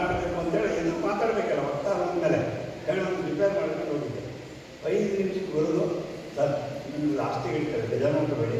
ಯಾಕೆ ಅಂತ ಹೇಳ್ತಾರೆ, ಅವ್ರು ಹೇಳಿದ್ರು ನನಗೆ ಬೇಗ ಬರಬೇಕಾಗಿತ್ತು. ಇಲ್ಲ ಸರ್, ಇಲ್ಲಿ ನಮ್ಗೆ ಏನಾಗಿದೆ ಅಂತಂದರೆ ಈ ಕಾರ್ಯಕ್ರಮ ಮಾಡಲಿಕ್ಕೆ ತುಂಬ ಜನ ಹಣ ಕೊಟ್ಟಿದ್ದಾರೆ, ಅವರಿಗೆ ಮಾತಾಡಲಿಕ್ಕೆ ಅವಕಾಶ ಕೊಟ್ಟಿದ್ರು, ಬೇಜಾರಾಗ್ತದೆ, ಅವರಿಗೆ ಮಾತಾಡಲಿಕ್ಕೆ ಅವಕಾಶ ಕೊಡ್ತೇವೆ ಅಂತ ನನಗೆ ಹೇಳಿದ್ರು. ಬರೀ ನಾನು ಹೇಳಿದ್ರೆ ಬೇಜಾರಿದ್ದಾರೆ. ಅಲ್ಲಿ ಏನು ಹೇಳ್ಬಿಟ್ರು, ಸಭೆಯಲ್ಲಿ ಇದ್ದವರು ಹತ್ರ ಏನು ಹೇಳ್ಬೇಕಂದ್ರೆ, ನೋಡಿ ಇವತ್ತು ಮುಕ್ತಿ ವಕ್ತಾರ ಮಾತಾಡಬೇಕಾಗಿದೆ, ಆದರೆ ಅವರನ್ನು ನಾವು ಲಾಸ್ಟಿಗೆ ಯಾಕೆ ಹಾಕ್ತೇವೆ ಅಂದರೆ ನಮ್ಮ ಕಾರ್ಯಕ್ರಮ ಯಾವುದೇ ಹಣಸಹಾಯ ಧನಸಹಾಯತೆ ಆಗೋದಿಲ್ಲ. ಹೀಗೆ ಸಭೆ ಮೇಲಿದ್ದಂಥ ಇವರೆಲ್ಲ ತುಂಬ ಧನ ಅವರಿಗೆಲ್ಲ ಅವಕಾಶ ಕೊಡ್ತೇನೆ, ಆಮೇಲೆ ಅವರ ಮಾತನ್ನು ಇಡ್ತೇನೆ ಅಂತೇಳಿ ಅದನ್ನು ಹೇಳಿದ್ರು. ಮತ್ತು ಊರಿನವ್ರು ಬರ್ತಾರಲ್ಲ, ಒಂದು ಪರಿಚಯ ಇರ್ತಾರೆ, ಎಂತಿರೇಟ್ ಹೇಳ್ತಾರೆ. ಎದುರುಗಡೆನೆ ಒಬ್ಬರು ವಯಸ್ಸಾದವರು, ಊರಿನ ಒಬ್ಬರು ರಾಮಣ್ಣ ಅಂತೇಳಿ, ಅದಾದ ನಂತರ ನಾಟಕ ಇದೆ, ಅವರಿಗೆಲ್ಲ ಪರಿಚಯ ಇದ್ದವರು. ಈ ಒಬ್ಬೊಬ್ಬರಾಗಿ ಒಂದು ಏನಾದ್ರು ಮಾತಾಡಬೇಕಲ್ಲ, ತಾವು ಮಾತಾಡಬೇಕು ಅಂತೇಳಿ ಹೇಳ್ತಾ ಇದ್ರು. ಅವರು ಅಲ್ಲಿಂದ ಹೇಳ್ತಿದ್ರು, ಸಾಕ ನಿಂದೆಲ್ಲ ಗೊತ್ತದೆ, ನೀನು ಬ್ಯಾಗ ಮುಗಿತಾ ನಾವು ಮುಖ್ಯವಾಗ್ತಾರ ಮಾತು ಕೇಳಬೇಕು, ನಾವು ಅದಕ್ಕೆ ಬಂದದ್ದು ಅವರು ಮಿಡ್ರಾಡ್ ಅಂತೇಳಿ. ಅವರಿಗೆ ಎದುರುಗಡೆನೇ ಅವ್ರು ಹಾಗೆ ಹೇಳ್ತಿದ್ರು. ನನಗಂತೂ ಭಯ, ಇವರು ನಾನು ಏನಾದರೂ ಅಲ್ಲಿ ಮುಖ್ಯವಾಗ್ತಾರಾಗಿ ಏನಾದರೂ ಹೇಳಬೇಕು ಅಂತಂದರೆ ನನಗೇನಾದರೂ ಸಭೆಯಲ್ಲಿ ಹೇಳ್ಬಿಟ್ರೆ ಫಸ್ಟೇ ಹೋಗಿದ್ದೇನೆ. ನಾನು ಹೆದರ್ತಾ ಇದ್ದಂಥ ಹಾಗೆ ಇದು ಕೂಡ ಹೆದರ್ತಾ ಇದ್ದಂಥ ಯಾಕೆ ಬಂದಿದ್ದೇನೆ ಕೇಳಿದ್ರೆ, ಯಕ್ಷಗಾನ ಪ್ರಿಯರು, ಯಕ್ಷಗಾನ ಪೋಷಕರು, ಪ್ರೇಕ್ಷಕರು ಎಲ್ಲರೂ ಸಾಧಾರಣವಾಗಿ ಅಗಾಧ ಪಂಡಿತರು. ಅವರ ಶಬ್ದ ಸಾಹಿತ್ಯ, ಭಾಷಾ ಸಾಹಿತ್ಯ ಜೋರಾಗಿರ್ತದೆ. ನಮ್ಮ ಸೈನಿಕರಿಗೆ ಮಾತನಾಡುವ ಕಲೆ ಗೊತ್ತಿರೋದಿಲ್ಲ. ಆದರೂ ಯಕ್ಷಗಾನದ ಅಭಿಮಾನಿಯಾಗಿ ಇಲ್ಲೊಂದು ತಪ್ಪು ಇಟ್ಕೊಂಡಿದ್ದಾರೆ. ಏನಾಗಿದ್ದಾರೆ, ಶ್ರೀಪಾದ ಭಟ್ ನಿವೃತ್ತಿಗಳು ಮತ್ತು ಯಕ್ಷಗಾನ ಪೋಷಕರು. ಇಲ್ಲಿಂಗ್ ತಪ್ಪಾಗಿದೆ. ನಾವು ಪೋಷಕರಲ್ಲ, ಬರೀ ಪ್ರೇಕ್ಷಕರು. ಅದು ಪೋಷಕರು ಹೇಳಿದ ತಕ್ಷಣ ಯಕ್ಷಗಾನ ಅಭಿಮಾನಿಗಳು ಅವರ ಕರೆಗೆ. ನನಗೆ ಏನು ಅಂತಂದರೆ, ಯಾವಾಗಲೂ ಒಳ್ಳೆಯ ಕಾರ್ಯಕ್ರಮ ಜಗತ್ತು ತುಂಬ ಪ್ರಸಾರವಾಗಿದೆ. ಈಗ ಸುಮಾರು ಅಡಿಗಳ ಪರಿಚಯ ಆಗಿ ಬರೀ 4 ತಿಂಗಳಾಯಿತು. ಅವರು ಬೆಂಗಳೂರಿಗೆ ಬಂದಾಗ ಯಕ್ಷಗಾನ ಮಹೋತ್ಸವದ ಕಾರ್ಯಕ್ರಮದಲ್ಲಿ ಮುಗಿದ ನಂತರ ಅಲ್ಲಿ ಅವರು ಹಿಂದಿಯವರು, ಅವ್ರಿಗೆ ನಾನು ಅದಕ್ಕೆ ಕೂತಲ್ಲೇ ಎಕ್ಸ್ಪ್ಲೇನ್ ಮಾಡ್ತಾ ಇದ್ದೆ, ಸ್ವಲ್ಪ ಹೇಳ್ತಾ ಇದ್ದೇನೆ. ಇನ್ನೊಂದು ರೀತಿಯ ಈಗ ಅವರಿಬ್ಬರು ಬರ್ತಾರೆ, ಬಲರಾಮ ಮತ್ತು ಇವರು ಬರ್ತಾರೆ, ಹೌದಾ, ಅಳಿಯರೆಲ್ಲ ಅವನಿಗೆ ಕೊಲೆ ಮಾಡಿ ಅವರಿಗೆ ಅದರಲ್ಲಿ ಪೀಠಿಗೆ ಕೂತಿದ್ರು. ಅದಾದ ನಂತರ ನಮ್ಮ ಸಮಾಜ, ಜೈನ್ ಸಮಾಜ, ಅವರು ಹಿಂದಿ ಮಾತಾಡೋದು, ನಮ್ಮ ಸಮಾಜದಲ್ಲಿ ಯಕ್ಷಗಾನವನ್ನು ಮಾಡಿಸ್ಬೋದಾ ಹೇಳಿ ನಾವು ಒಂದು ಯೋಚನೆ ಬಂದು ಹಿಂದಿಯಲ್ಲಿ ಹಾಕಬಾರ್ದು ಹೇಳಿ ನಾನು ಇಲ್ಲಿ ಹೇಳಿದೆ, ಒಂದು ಕೆಲಸ ಮಾಡುವ, ನೀವು ನಿಮ್ಮ ಕನ್ನಡದ ಸ್ಕ್ರಿಪ್ಟ್ ಕೊಡಿ, ನಾನು ಹಿಂದಿಯಲ್ಲಿ ಮಾಡಿಕೊಡ್ತೀನಿ. ಅದು ಮಾಡುವ ಇವತ್ತು ಆರ್ಟಿಫಿಷಿಯಲ್ ಇಂಟೆಲಿಜೆನ್ಸ್ ನಮಗೆ ಸರಿಯಾಗಿ ಬರ್ತದೆ. ಅದನ್ನ ಹೇಗಾದರೂ ಮಾಡುವಂಥ ಆಸೆ ಇದೆ, ಇದನ್ನು ಮಾಡುವ ಅಂತೇಳಿ ಅವರೇನಂದ್ರು ಕೇಳಿದ್ರೆ, ಜೈನ ಸಮುದಾಯ ಅಂತಂದರೆ ತುಂಬ ಬಿಸ್ನೆಸ್ಮೆನ್ಗಳು, ಭಾಳ ಮುಂದುವರೆದು ಅವರು ಹಣ ಕೊಡಲಿಕ್ಕೆ ಇನ್ನು ಮುಂದೆ ನೋಡೋದಿಲ್ಲ. ದಾನಿಗಳು, ಅವರು ಕೂಡ ಭಾಳ ದಾನಿಗಳು, ಮಾನವನಿಗಳು, ಅವರೆಲ್ಲ ತುಂಬ ದಾನಿಗಳಿರ್ತಾರೆ, ಬಿಸ್ನೆಸ್ಸನ್ನು ಭಾಳ ಚೆನ್ನಾಗಿ ಮಾಡಿರ್ತಾರೆ. ನಾನು ಅವತ್ತು ಹೇಳಿದೆ, ಒಂದು ಕೆಲಸ ಮಾಡಿ, ನೀವು ಯಾವುದಾದ್ರೂ ಒಂದು ಇದ್ದೇ ಸೌಂದರ್ಯವನ್ನು ಅದರ ಸ್ಕ್ರಿಪ್ಟ್ ಕೊಡಿ. ಸ್ಕ್ರಿಪ್ಟಿಗೆ ಕನ್ನಡದಲ್ಲಿ ಸ್ಕ್ರಿಪ್ಟ್ ಅಲ್ಲ, ಅದರದ್ದು ಮಾತುಗಾರಿಕೆ ಬರೆತಲ್ಲ, ಏನೋ ಸಾರಾಂಶ ಸ್ಕ್ರಿಪ್ಟು, ಅದರದ್ದು ಮಾತಾಡಲಿಕ್ಕೆ ಏನೇನು ಇಟ್ಕೊಡ್ತಾರಲ್ಲ ಅದನ್ನು ನಾನು ಕೊಡಿ. ನಾನು ಹಿಂದಿಯಲ್ಲಿ ಮಾತಾಡ್ತೇನೆ, ಪ್ರಾಕ್ಟೀಸ್ ಮಾಡೋದು ನಿಮಗೆ ಹೇಳ್ತೇನೆ. ಆಮೇಲೆ ನೀವು ಅದನ್ನು ಬಯಾಟ್ ಮಾಡ್ಕೊಂಡು ಹೇಳ್ಬೋದು. ಅವರಿಗೆ ಕಲೆ ಇದು ಎರಡು ಗೊತ್ತಾದರೆ ಆಗ್ಬೋದು ಅಂತ ಹೇಳಿ ಆ ವಿಚಾರ ಮಾಡ್ತಿರ್ತಾರೆ. ಅದಕ್ಕೆ ಹೇಳಿದ್ರು, ಹಿಂದಿಯಲ್ಲೂ ಕೂಡ ಯಕ್ಷಗಾನ ಮಾಡಬೇಕು ಅನ್ನುವಂಥ ಒಂದು ಆಸೆ ಇದೆ. ನನಗೂ ಕೂಡ ಯಕ್ಷಗಾನದಲ್ಲಿ ಪಾತ್ರ ವಹಿಸಬೇಕು ಅಂತ ಆಸೆ ಇದೆ. ಅದು ಯಾಕೆ ವಹಿಸಿದ್ರು ಗೊತ್ತಾ, ಕುಣಿತ ಬರೋದಿಲ್ಲ, ಮಾತು ಬರೋದಿಲ್ಲ. ಈಗ ಅವ್ರು ಹೇಳ್ತಾ ಇದ್ದಾರೆ, ನಾನು ವಿದೂಷಕನ ಪಾಠ ಮಾಡಿದ್ರೆ ಹ್ಯಾಂಗೆ ಏನು ಆಸು ಇಂಗ್ಲೀಷ್ ಶಬ್ದ ಬಂದ್ಬಿಡ್ತಾರೆ. ಅದಕ್ಕೋಸ್ಕರ ಅದು ಆಗೋದಿಲ್ಲ, ಬೇಡ. ಯಾವುದೂ ಪಾತ್ರ ಇಲ್ಲ ಇದ್ದರೂ ನಾನು ಹೇಳ್ತಾರೆ, ನಮ್ಮ ಫ್ರೆಂಡ್ ಒಬ್ಬರು ಸುಧನ್ಯವಾದದಲ್ಲಿ ಕೃಷ್ಣನ ಪಾತ್ರ ಮಾಡಿಕೊಂಡು ಈಗ ಹೋಗಿ ಹೇಳ್ತೀನಿ, ನನ್ನ ಮನೆ ವೇಷ ಕಟ್ಟಿ ನಿಂತು ಅಂತ ಒಂದು ಆಸೆ. ಅವ್ರದ್ದು ಕೇಳ್ತೇನೆ, ಅದನ್ನು ಮಾಡ್ತೇನೆ, ಅದೊಂದಿದೆ. ಇನ್ನು ಸೈನ್ಯ ಸಮಾಜ, ನಮ್ಮ ಸನಾತನ ಸಂಸ್ಕೃತಿ ಸದಾಕಾಲ ಉಳಿಯಲಿಕ್ಕೆ ಯಕ್ಷಗಾನ ಬೇಕಿದೆ. ಯಾಕೆ ಅಂತಂದರೆ ನಮ್ಮ ಸನಾತನ ಸಂಸ್ಕೃತಿ ಅನ್ನುವಂಥದ್ದು ಹಿಸ್ಟ್ರಿ ಅಲ್ಲ, ಇದು ಇತಿಹಾಸ. ನೀವು ನೋಡಿದ್ರೆ ಎಲ್ಲ ಹಿಸ್ಟ್ರಿಯಲ್ಲೂ ಇಷ್ಟು ಯಾವುದೋ ವ್ಯಕ್ತಿ ವಿಶೇಷವಾಗಿ ಅವನ ಕಥೆಯನ್ನು ಹಿಸ್ಟ್ರಿ ಅಂತಾರೆ. ಆದರೆ ಸನಾತನ ಸಂಸ್ಕೃತಿಯಲ್ಲಿ ಇತಿಹಾಸ ಅಂದರೆ ಹೀಗೆ ನಡೆದಿತ್ತು ಅನ್ನುವಂಥದ್ದು. 10 ಅವತಾರಗಳು ಒಳ್ಳೆ ಹೇಳಿದ್ರು, ರಾಕ್ಷಸ ಮಾಡಬೇಕು ಅಂತೇಳಿ. ಯಾವ ರಾಕ್ಷಸರು? ಶ್ರೀಕೃಷ್ಣ ಇದು ವಿಷ್ಣುವಿನ ಅವತಾರವಾಗಿ ಜಯ ವಿಜಯರು 7 ಜನ್ಮ ಭಕ್ತರಾಗಿ ಬರಬೇಕು, 3 ಜನ್ಮ ನೀವು ವೈರಿಯಾಗಿ ಬರ್ತೀರ ಅಂತ ಹೇಳಿ ಶ್ರೀಕೃಷ್ಣನ ಬರಬೇಕು ಅಂತ ಹೇಳಿ ಶಾಪ ನಿವಾರಣೆಗೋಸ್ಕರ ಅವರು ಪರಮಾತ್ಮನ ಹತ್ರ ಹೋಗ್ಬೇಕು ಅಂತೇಳಿ ವೈದ್ಯಾದರೂ ಪರವಾಗಿಲ್ಲ, 3 ಜನ್ಮ ನಮಗೆ ವೈದ್ಯಾಗಿರಬೇಕು ಅಂತ ಹಿರಣ್ಯಕಶಿಪು, ರಾವಣ, ಕುಂಭಕರ್ಣ ಮತ್ತು ಕೌದಚಾಂಡ. ಇಡೀ ಮಹಾಭಾರತದಲ್ಲಿ ಎಲ್ಲ ನೋಡಿದ್ರೆ ಸೈನ್ಯಕ್ಕೂ ಮತ್ತು ಯಕ್ಷಗಾನಕ್ಕೂ ಸಂಬಂಧ ಏನು ಕೇಳಿದ್ರೆ ಸೈನ್ಯದಲ್ಲೂ ಸದಾ ಯುದ್ಧದ ಸದಾ ಯುದ್ಧವೇ ಹೇಳ್ತಾರೆ. ಹಾಗೆ ಯಕ್ಷಗಾನದಲ್ಲೂ ಕೀಚಕ ವಧೆ, ಕಂಸ ವಧೆ, ರಾವಣ ದಹನ ಎಲ್ಲ ಕಡೆ ಯುದ್ಧದ ಸಂದರ್ಭಗಳೇ ಜಾಸ್ತಿ. ಯುದ್ಧವನ್ನೇ ಪ್ರಾಧಾನ್ಯವಾಗಿಟ್ಕೊಂಡು ಯಕ್ಷಗಾನ ಮಾಡ್ತಾರೆ. ನಿಜವಾಗಿ ನೋಡೋದಾದ್ರೆ ಅದೇ ಉತ್ತಮವಾದ ಕಲೆ ಇರ್ತದೆ, ಗದಾಯುದ್ಧ ಯಾವುದೇ ಇರಲಿ. ಆದರೆ ವಿಶೇಷ ಅಂತಂದರೆ ಅಲ್ಲಿಯೂ ಕೂಡ ಧರ್ಮರಕ್ಷಣೆಗೋಸ್ಕರ ಪರಮಾತ್ಮನ ಅವತಾರ ಮಾಡಿ ಅವನ ಅಂಶದಿಂದ ಎಲ್ಲವನ್ನು ಪರಿತ್ರಾಣ ಸಾಧನ ಹೇಳುವ ಹಾಗೆ ದುಷ್ಟರ ಸಂಹಾರ ಮಾಡಿ ಶಿಷ್ಟ ರಕ್ಷಣೆಗೋಸ್ಕರ ಯುದ್ಧವನ್ನು ಮಾಡಬೇಕಾಗಿದೆ. ಹಾಗೆ ಇವತ್ತು ಭಾರತ ದೇಶ ಅನ್ನುವಂಥದ್ದು ಅವ್ರು ಹೇಳ್ದಂಗೆ 47ನೇ ಹುಟ್ಟಿದ್ದಲ್ಲ. ಇದಕ್ಕೆ ಸಹಸ್ರಾರು ವರ್ಷಗಳ ಈ ಪ್ರಪಂಚ ಸೃಷ್ಟಿ ಆದಾಗಿನಿಂದ ನಿಮಗೆ ನನಗೆ ತಿಳಿದ ಮಟ್ಟಿಗೆ ಯಕ್ಷಗಾನ ಕಲಾಭಿಮಾನಿಗಳಿಗೆಲ್ಲರಿಗೂ ಭಾಗವತ ಹುಟ್ಟಿದೆ ಅಂತ ಹೇಳ್ತಾರೆ. ಭಗವದ್ಗೀತೆ ಅಲ್ಲ, ಭಗವದ್ಗೀತೆ ಭಾಗವತ ಅನ್ನುವಂಥದ್ದು ಇತಿಹಾಸ. ನನಗೊಬ್ಬರು ಕೇಳಿದರು, ನಿಮ್ಮದು ಈ ಒಂದು ಸಭೆಯಲ್ಲಿ ರಾಮಾಯಣ ಮಹಾಭಾರತ ಕಥೆಯೋ ಅಥವಾ ಇತಿಹಾಸವೋ? ಇತಿಹಾಸ ಅಂತೇಳಿ ಒಂದು ಡಿಬೇಟಲ್ಲಿ ಭಾಗವಹಿಸಿದೆ. ಆವಾಗ ಹೇಗೆ ಹೇಳ್ತಿದೆ ನಾನು ಓಕೆ, ರಾಮಾಯಣ ಬರ್ತವನು ಯಾರು? ವಾಲ್ಮೀಕಿ. ಅವನು ಹುಟ್ಟುತ್ತಾನೆ ಕೇಳಿ ಅಂದ್ರೆ ವಾಲ್ಮೀಕಿ ಇಲ್ಲ, ಅವನು ಬರ್ತದೆ, ಯಾರೋ ಬರ್ತಾರಲ್ಲ ಅವನು ಇಲ್ಲ. ಹಾಗೆ ವೇದವ್ಯಾಸ, ಹಾಗಾಗಿ ಅವನು ಯಾವ ಹುಟ್ಟಿದ? ಇದೆಲ್ಲವೂ ಕೂಡ ನಿಜವಾಗಿ ಇತಿಹಾಸ. ಇದು ಕೇವಲ ಕಥೆ ಅಲ್ಲ ನೋಡಿ. ಅದಕ್ಕೆ ಮೈಥಾಲಜಿ ಅಂತ ಹೇಳ್ತಾರೆ. ಇಲ್ಲಿ ಮೈಥಾಲಜಿ ಸುಳ್ಳು ಅಂತೇಳಿ ಸುಳ್ಳಲ್ಲ, ನಿಜವಾದ ಒಂದು ಬದಲಾವಣೆ ಆಗಬೇಕು. ನಮ್ಮ ಇತಿಹಾಸ ನಮಗೆಲ್ಲ ಕಲಿತಿದ್ದು ಮೊಘಲರ ಆಕ್ರಮಣದ ನಂತರದೇ ಕಲಿತಿದ್ದಾರೆ ಶಾಸ್ತ್ರಗಳು. ನಾವು ಚಿಕ್ಕ ಇರುವಾಗ ಕಥಾರೂಪ ಇತಿಹಾಸ ಅಂತೇಳಿ ಈ ರಾಮಾಯಣ ಮತ್ತು ಮಹಾಭಾರತ ಕಥೆ ಬರ್ತಿತ್ತು. ಅಂಥದ್ದು ಪುನರಾವರ್ತನೆ ಆಗಬೇಕು. ಇದರಲ್ಲಿ ಯಕ್ಷಗಾನದ ಪಾತ್ರ, ಯಕ್ಷಗಾನದ ಕಲೆ ಎಲ್ಲ ಕಡೆ ಹೋದಾಗ ಪುನರಾವರ್ತನೆ ಆಗ್ತದೆ, ಎಲ್ಲ ಭಾಷೆಗಳನ್ನು ಬರಬೇಕು. ಮತ್ತು ಈಗ ಒಂದು ಅಭಿನಯದ ಬಗ್ಗೆ ಮಾತಾಡಿದ್ರು. ಈಗ ನಾನು ವಿಷಯವಾಗಿ ಹೇಳ್ತೇನೆ, ನಾನು ಭಾರತೀಯ ಸಂಸ್ಥೆ ಕೊಟ್ಕೊಂಡು ಈಗ ಕಳೆದ ನವೆಂಬರ್ದಲ್ಲಿ ನನಗೆ ದಕ್ಷಿಣ ಭಾರತದ ಪ್ರಭಾರಿ 5 ರಾಜ್ಯಗಳಲ್ಲಿ ಸೈನಿಕರನ್ನು ತಯಾರು ಮಾಡಬೇಕು ಅನ್ನುವಂಥ ಜವಾಬ್ದಾರಿಯನ್ನು ಕೊಟ್ಟಿದ್ದಾರೆ. ಯಾಕೆ ಅಂತಂದರೆ ನಾವು ಕನಸು ಕಾಣುತ್ತಿರುವ ವಿಕಸಿತ ಭಾರತ 2047ನೇ ಇಸ್ವಿಗೆ ಭಾರತ ವಿಶ್ವಗುರು ಆಗಬೇಕು. ಆ ಕನಸು ಮತ್ತು ಮೋದಿಯವರು ಜವಾಬ್ದಾರಿ ಕೊಟ್ಟಿದ್ದಾರೆ. ಅದಕ್ಕೋಸ್ಕರ ನಾವು ಇಲ್ಲಿಯ ತನಕ ದೇಶ ನಮಗೋಸ್ಕರ ಕೊಟ್ಟಿದೆ. ಆ ದೇಶಕ್ಕೋಸ್ಕರ ಯಾವುದೇ ಅವಕಾಶಗಳು ನಾವು ಸಮಯವನ್ನು ಕೊಟ್ಟು ಅದಕ್ಕೋಸ್ಕರ ಸಮಯವನ್ನು ಕೊಟ್ಟು ಅದನ್ನು ಬೆಳೆಸಬೇಕು ಅನ್ನುವಂಥ ಭಾವನೆಯಿಂದ ಅವರು ಕಾರ್ಯಕ್ರಮಕ್ಕೆ ಬನ್ನಿ ಅಂತ ಹೇಳಿದಾಗ ಭಾಷಣ ಮಾಡಲಿಕ್ಕೆ ಬರೋದು ನಿಮ್ಮೆಲ್ಲ ಕೇಳಿದಿರಲ್ಲ. ಏನು ಭಾಷಣ ಮಾಡಿ, ಏನು ಯಾವ ಭಾಷಣದ ಕಲೆ ಇಲ್ಲ. ನನ್ನ ಅನುಭವವನ್ನು ನಾನು ಪ್ರಕಟ ಮಾಡಿದ್ದೇನೆ. ಇನ್ನೊಮ್ಮೆ ಸಿಕ್ಕಾಗ ಭಾಳ ಜನ ಇದ್ದಾಗ ವಿಷಯವನ್ನು ತುಂಬ ಹೇಳೋಣ. ನಿಮಗೆಲ್ಲ ಗೊತ್ತಿದೆ. ಇಂಥ ಅವಕಾಶವನ್ನು ಕೊಟ್ಟಂಥ ಈ ಯಕ್ಷ ಕಲಾ ಮತ್ತು ಮಹಿಳಾ ಮತ್ತು ಮಕ್ಕಳ ಯಕ್ಷಗಾನ ಮಂಡಳಿ ಮತ್ತು ವನಿತಾ ಸಮಾಜಕ್ಕೆ ತುಂಬ ಋಣಿಯಾಗಿದ್ದೇನೆ. ಧನ್ಯವಾದಗಳು.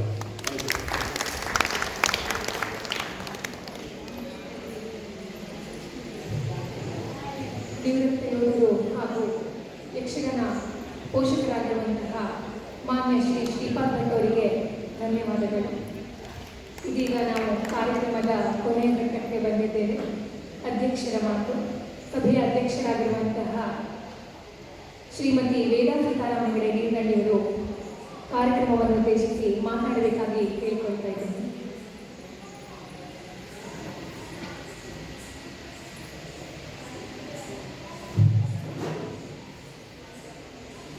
ಗುರು ಬ್ರಹ್ಮ ಗುರು ವಿಷ್ಣು ಗುರುದೇವೋ ಮಹೇಶ್ವರ ಗುರು ಸಾಕ್ಷಾತ್ ಪರಬ್ರಹ್ಮ ತಸ್ಮೈ ಶ್ರೀ ಗುರುವೇ ನಮಃ. ಎಲ್ರಿಗೂ ನಮಸ್ಕಾರ. ವೇದಿಕೆಯಲ್ಲಿರುವಂತಹ ಇವತ್ತಿನ ಕಾರ್ಯಕ್ರಮದಲ್ಲಿ ಬಹಳ ಪ್ರೀತಿಯಿಂದ ಸನ್ಮಾನಕ್ಕೆ ಒಳಗಾಗಿರುವ ಶ್ರೀಮತಿ ತುಂಗಭದ್ರಾ ಹೆಗಡೆಯವರೇ, ಅವರು ದಂಪತಿಗಳು ಬರಬೇಕಿತ್ತು. ಅನಿವಾರ್ಯ ಕಾರಣದಿಂದ ಅವರು ಘಟ್ಟ ಹತ್ತಲಿಲ್ಲ. ಅಲ್ಲೇ ಉಳಿದು ತಮ್ಮ ಮನೆಯವ್ರು ಮಾತ್ರ ಕಳಿಸ್ಕೊಂಡು ಕುಂದಾಪುರ. ಯಾಕೆಂದರೆ ಅವರು ಕೂಡ ಸಿಸಿ ಮಗಳೇ, ನಮ್ಮಲ್ಲೇ ಹುಟ್ಟು ಬೆಳೆದು ಆಮೇಲೆ ಹೆಣ್ಣುಮಗಳ ಕಡೆ ಎಲ್ಲ ಕುಂದಾಪುರಕ್ಕೆ ಹೋದವರು.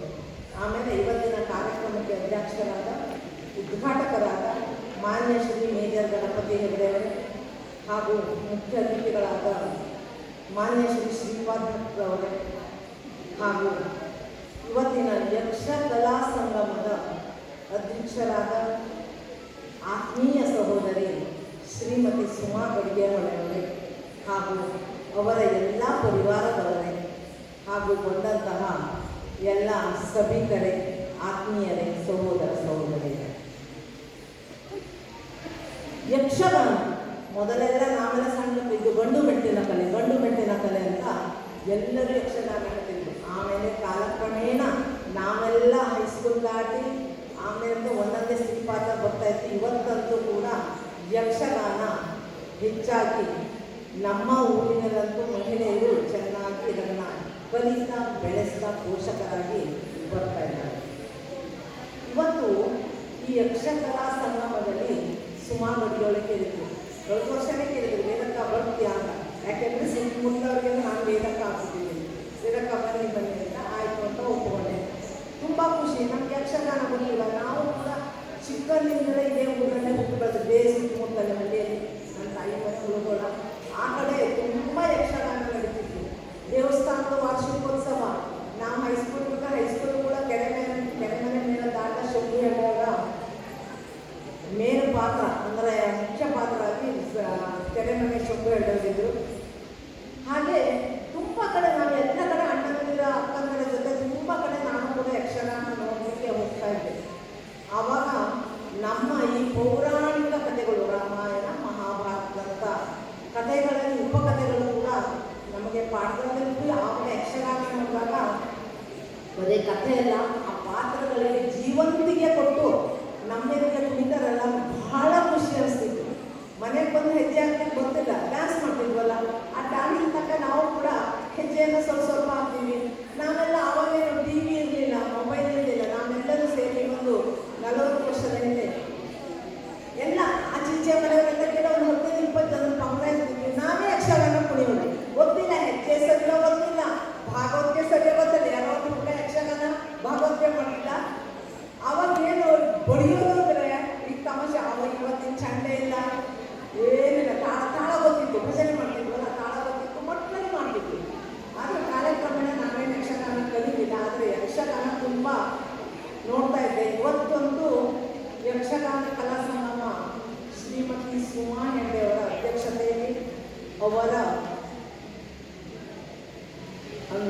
ಸಾಮಾನ್ಯವಾಗಿ ಅವರು ತಾನು ಕಲಿತಿದ್ದಲ್ಲದೆ ತುಂಬ ಜನ ಮಹಿಳೆಯರನ್ನ, ಮಕ್ಕಳನ್ನ ಸಮಾಜಕ್ಕೆ ಯಕ್ಷಗಾನಕ್ಕಾಗಿ ತೊಡಗಿಸಿಕೊಂಡು ತೊಡಗಿಸಿಕೊಂಡು ಮಕ್ಕಳನ್ನು ಕೂಡ ತೊಡಗಿಸಿಕೊಂಡಿದ್ದಾರೆ.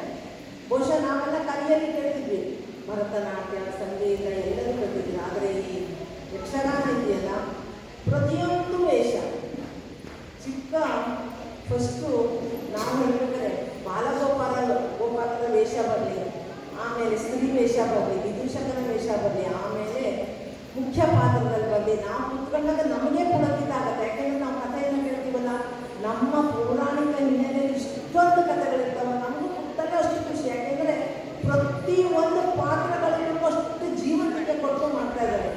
ಜೊತೆಯಲ್ಲಿ ಭಾಗವತರ ಹಾಡುಗಾರಿಕೆ, ಆ ಮೇನು ಈ ಕಡೆ ರಾಕ್ಷಸ ಅಂದರು ನಮ್ಮ ಗಣಪತಿ. ಆ ಚಂಡೆ ಸಪ್ಪಳವೇ ಬೇರೆ. ಯಾಕಂದರೆ ಆ ವೇಷ ಬಂದು ಆ ಚಂಡೆ ಸಪ್ಪಳ ಈಗೇನೋ ಪ್ರಮುಖದಲ್ಲಿ ಆವಾಗ ಏನು ಮಾಡ್ತೀವಿ, ನಾವು ಪರದೆ ಹಿಡ್ಕೊಂಡು ಆ ವೇಷ ನೋಡೋದ್ರಲ್ಲಿ ನಾವೆಲ್ಲ ನಿಮ್ಗೆ ಎತ್ಕೊಂಡು ನೋಡ್ತೀವಿ. ಯಾಕೆಂದರೆ ಇವತ್ತೇನೋ ಮುಖ್ಯ ಪಾತ್ರ ಬಂತು. ಹಾಗಾಗಿ ಈ ಯಕ್ಷಗಾನ ಎಲ್ಲರಿಗೂ ಖುಷಿ ಕೊಡುವಂಥ ವಿಚಾರ. ಮೊದಲು ನಾವು ಇಷ್ಟೇ ಅಂತ ಕೇಳ್ತಾ ಇದ್ವಿ, ಇವತ್ತು ದಕ್ಷಿಣ ಕನ್ನಡ ಜಿಲ್ಲೆಗಳಲ್ಲಿ ಕಾಸರಗೋಡು, ಕುಂದಾಪುರ, ಉಡುಪಿ ಜಿಲ್ಲೆಗಳು ಕೂಡ ಇದೆ. ಆದರೆ ನಮ್ಮ ಘಟ್ಟದ ಮೇಲಿನ ಭಾಗ ಶಿವಮೊಗ್ಗ, ನಮ್ಮ ಶಿರಸಿ ಎಲ್ಲ ಕಡೆ ಯಕ್ಷಗಾನ ಸ್ವಲ್ಪ ವೇಷ ಬದಲಿದ್ರು ಕೂಡ, ಅಂದರೆ ಅವರ ವೇಷ ಹಾಕೋದು ಸ್ವಲ್ಪ ಬದಲಿರ್ತದೆ, ಆದರೂ ಕೂಡ ಬಹಳ ಚೆನ್ನಾಗಿ, ಬಹಳ ಅಚ್ಚುಕಟ್ಟದಿಂದ, ಬಹಳ ಸಂಭ್ರಮವಾಗಿ ಈ ಯಕ್ಷಗಾನ ನಡೀತಾ ಇದೆ. ನಿಮಗೊಂದು ನಾನು ಮಾತು ಹೇಳಲೇಬೇಕು. ನಾನು ಕೂಡ ಡೆಲ್ಲಿಗೆ ಬೇರೆ ಒಂದು ನನ್ನ ಕಾರ್ಯಕ್ರಮ ಸಲುವಾಗಿ ಹೋಗಿದ್ದೆ. ಅಲ್ಲಿ DDP ಸಾಂಗ್ ನಮಗೊಂದು ಅವಾರ್ಡ್ ಕೊಟ್ಟು, ಅವಾಗ ಅವಾರ್ಡಿಗೆ ಹೋದಾಗ ನಮ್ಮನ್ನು ಕೂಡ ಇಂಟ್ರ್ಯೂ ಮಾಡಿದ್ರು. ನಾನು ಉತ್ತರ ಕನ್ನಡದವಳಲ್ವಾ, ನನ್ನನ್ನು ಕೇಳಿದ್ರು, ನಾನು ಕೃಷಿ ಆದರೂ ಕೂಡ ಕೃಷಿ ಬಗ್ಗೆ ಎಲ್ಲ ಕೇಳಿದ್ರು. ಆದರೆ ನಮ್ಮ ಜಿಲ್ಲೆಯ ಕಲೆಯ ಬಗ್ಗೆ ಅಲ್ಲೂ ಕೂಡ ಕ್ವಶನ್ ಬಂತು. ನೀವು ಉತ್ತರ ಕನ್ನಡದವರು, ನಿಮ್ಗೆ ಯಕ್ಷಗಾನ ಗೊತ್ತಿಲ್ವಾ, ಒಂದು ಹಾಡು ಹೇಳಿ ಅಂತ ಹೇಳಿದ್ರು. ನಾನು ಎತ್ತುಕೊಂಡು ಹ್ಯಾಂಗೆ ಬಾಬಾ ಅಂತ ಹೇಳೋದು? ನನಗೆ ಚಿಕ್ಕನಿಂದ ಕೂಡ ನಮ್ಮಿದು ಕುಣಿಯುತ್ತದೆ ನೋಡ ಹಾಡು ಕಾಯಲಿದ್ದು ನಾನು ಹೇಳೇಬಿಟ್ಟೆ. ಇದೊಂದು ಇನ್ನೊಂದು ಹೇಳಿದ್ರು ಹೊಸದು, ಯಾಕೆಂದರೆ ಅವ್ರಿಗೆ ಕನ್ನಡ ಬರೋದ ಹಿಂದಿಲೇ ಇರಬೇಕು. ಈಗ ನಾನು ಹೇಳಿದ್ದು ಕನ್ನಡದಲ್ಲಿ, ಯಾಕಂದ್ರೆ ನನ್ನ ಅವರು ಇತ್ತು ಅಲ್ಲಿ ಟ್ರಾನ್ಸ್ಲೇಷನ್ ಕೂಡ ಇತ್ತು. ಆದರೂ ಕೂಡ ಅದು ಹಿಂದಿ ಟ್ರಾನ್ಸ್ಲೇಷನ್ ಆಗಿ ಹೆಚ್ಚಿಗೆ ನನಗೂ ಕೂಡ ಕಷ್ಟನೇ ಇತ್ತು. ಆವಾಗ ಆಮೇಲೆ ಬೇರೆ ಬೇರೆ ಹಾಡನ್ನು ಒಂದೆರಡು ಹೇಳಿದೆ, ಒಂದು ಚುಟುಕು ಅಷ್ಟೇ ಹೇಳಿದೆ, ಜಾಸ್ತಿ ಏನಲ್ಲ. ಅದು ತುಂಬ ಖುಷಿ ಆಯಿತು. ಯಾಕೆಂದರೆ ಅವರು ಕೂಡ ಇಲ್ಲಿ ಕೂತ್ಕೊಂಡು ಕೂಡ ನಮ್ಮ ಕಲೆಯನ್ನು ಅವರು ಹೇಳ್ತಾ ಇರ್ತಾರಲ್ಲ, ಇಲ್ಲಿ ಉತ್ತರ ಕನ್ನಡದ ಬಗ್ಗೆ ಇಲ್ಲಿ ಏನೇನು ಕಲೆ ಇದೆ, ಇಲ್ಲಿ ಏನೇನು ಸಂಪತ್ತು, ಪ್ರತಿಯೊಂದು ಕಳ್ತಾರೆ. ಅಂದರೆ ನಮ್ಮ ಯಕ್ಷಗಾನ ಎಷ್ಟರ ಮಟ್ಟಿಗೆ ಪ್ರಚಲಿತವಾಗಿದೆ ಅಂದರೆ ಅಷ್ಟು ಜೀವಂತಿಕೆ ಇದೆ ಇದರಲ್ಲಿ. ಹಾಗಾಗಿ ಇವತ್ತಿನ ಕಾರ್ಯಕ್ರಮ ತುಂಬ ಖುಷಿಯಾಯಿತು. ಈ ಕಾರ್ಯಕ್ರಮದಲ್ಲಿ ಶ್ರೀಮತಿ ತುಂಗಭದ್ರಾ ಹೆಗ್ಡೆಯವರಿಗೆ ಯಕ್ಷ ಕಲಾ ಸಂಗಮದವರು ಎಲ್ಲರೂ ಸೇರಿ ಸನ್ಮಾನ ಮಾಡಿದ್ದೀವಿ. ಅವರು ಶಿಕ್ಷಕಿಯಾಗಿ ಎಷ್ಟೋ ಜನ ಮಕ್ಕಳಿಗೆ ಜ್ಞಾನದ ದಾಹವನ್ನು ನೀಗಿಸಿದ್ದಾರೆ. ಅದರ ಜೊತೆಗೆ ತಮ್ಮ ಉಳಿತಾಯದ ಹಣದಲ್ಲಿ ಅದನ್ನು ಉಳಿತಾಯ ಮಾಡಿ ದೊಡ್ಡ ಮೊತ್ತದ ಹಣವನ್ನು ನಮ್ಮ ಯಕ್ಷಕಲಾ ಸಂಗಮಕ್ಕೆ ಫೇಸ್ಬುಕ್ ನೋಡಿ ಅವರು ಇವತ್ತು ನಮಗೆ ದೇಣಿಗೆಯಾಗಿ ಕೊಟ್ಟಿದ್ದಾರೆ. ಯಾಕೆಂದರೆ ಈ ಅಕ್ಕ ಅಲ್ಲಿ ಇಟ್ಕೊಂಡು ತನ್ನ ತಾಯಿ ಕೂಡ ನಾನು ಏನಾದ್ರು ಕೊಡಬೇಕು ಅಂತ ಅವರದ್ದೊಂದು ಒಂದು ಆಸೆ, ತುಂಬ ಆಸೆ ಇತ್ತು. ಸ್ವರ್ಣವತಿ ಮಠ ಕೊಟ್ಟಿದೆ ಅಂತ ಹೇಳಿದ್ರು. ಆಮೇಲೆ ಇವತ್ತು ಈ ಸಂಘಟನೆಗೆ ಕೊಟ್ಟಿದ್ದಾರೆ. ಯಾಕೆಂದರೆ ಈ ಸಂಘಟನೆ ಕೂಡ ತುಂಬ ಜನರನ್ನು ಒಂದು ಕಲೆಯಲ್ಲಿ ಜೀವಂತಿಕೆ ಕೊಟ್ಟು ದೇಶ ಸೇವೆಯಲ್ಲಿ ತೊಡಗಿಸ್ಲಿ ಅಂತ ಒಂದು ಆಸೆ ಪಟ್ಟವರು ಅಷ್ಟು ದೂರಿಂದ ಇವತ್ತು ಬೆಳಗ್ಗೆ ಬಂದರು. ಅವ್ರಿಗೆ ಕೇಳಿದ್ರೆ ನಾನು ಬೆಳಗ್ಗೆ ಬಂದೆ, ನಮ್ಮನೆಯವ್ರು ಕಳಿಸ್ಕೊಟ್ರು, ನಾನು ಬರಲಿ ಅಂತ ಹೇಳಿದ್ರು. ಅವ್ರು ಖುಷಿ ನೋಡ್ರೆ, ರಿಟೈರ್ಡ್ ಆಗಿ 2 ವರ್ಷ ಇತ್ತು ಆಕೆಗೆ. ಆದರೂ ಕೂಡ ಅವರು ಅಲ್ಲಿಂದ ತುಂಬ ಸಂತೋಷದಿಂದ ಬಂದಿದ್ದಾರೆ. ದೇವರು ಅವರಿಗೆ ಇನ್ನೂ ಹೆಚ್ಚಿನ ಆಯಸ್ಸು ಆರೋಗ್ಯ ಕೊಡಲಿ ಅಂತ ಆ ಭಗವಂತನಲ್ಲಿ ಪ್ರಾರ್ಥನೆ ಮಾಡ್ತಾ, ಇವತ್ತಿನ ಕಾರ್ಯಕ್ರಮದಲ್ಲಿ ಮೇಜರ್ ಗಣಪತಿ ಹೆಗ್ಡೆ ಅವರು ಕೂಡ ಚೆನ್ನಾಗಿ ಮಾತಾಡಿದರು. ಹಾಗೆ ಮಾನ್ಯ ಶ್ರೀ ಶ್ರೀಪಾದ್ ಭಟ್ರು ಅವರು ಕೂಡ ಚೆನ್ನಾಗಿ ಮಾತಾಡಿದರು. ಯಾಕೆಂದರೆ ಅವರೆಲ್ಲ ನಮ್ಮ ದೇಶ ಸೇವೆಯಲ್ಲಿ ಬೇರೆ ಬೇರೆ ಹುದ್ದೆಯಲ್ಲಿ ತೊಡಗಿಸಿಕೊಂಡವರು. ಅವರು ಕೂಡ ಇವತ್ತಿನ ಕಾರ್ಯಕ್ರಮಕ್ಕೆ ಬಂದಿದ್ದಾರೆ. ಯಾಕೆಂದರೆ ನಾನು ಎಲ್ಲರ ಹೆಸರು ಹೇಳಲೇಬೇಕು.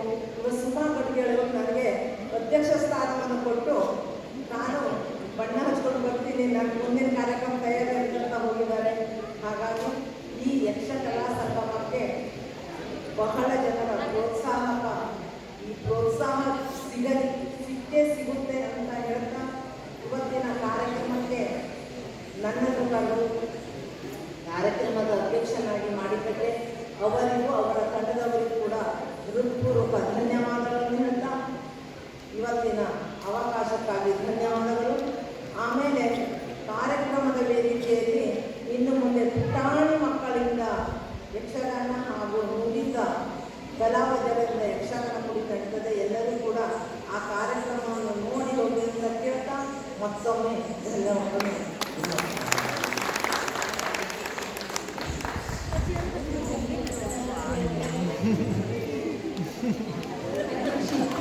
ಅಧ್ಯಕ್ಷೆಯನ್ನು ಮಾಡಿದಂತಹ ಶ್ರೀಮತಿ ವೇದಾಂತಿತಾರಾಮ ಹೆಗ್ಡೆಯವರಿಗೆ ಧನ್ಯವಾದಗಳು.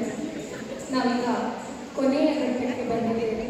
ಇದಾದ ನಂತರ ಪುತ್ರ ಮಿಲನ ಹಾಗೂ ಅತಿಥಯ ಮೋಕ್ಷ ಎಂಬ 2 ಪ್ರಸಂಗದ ಯಕ್ಷಗಾನವನ್ನು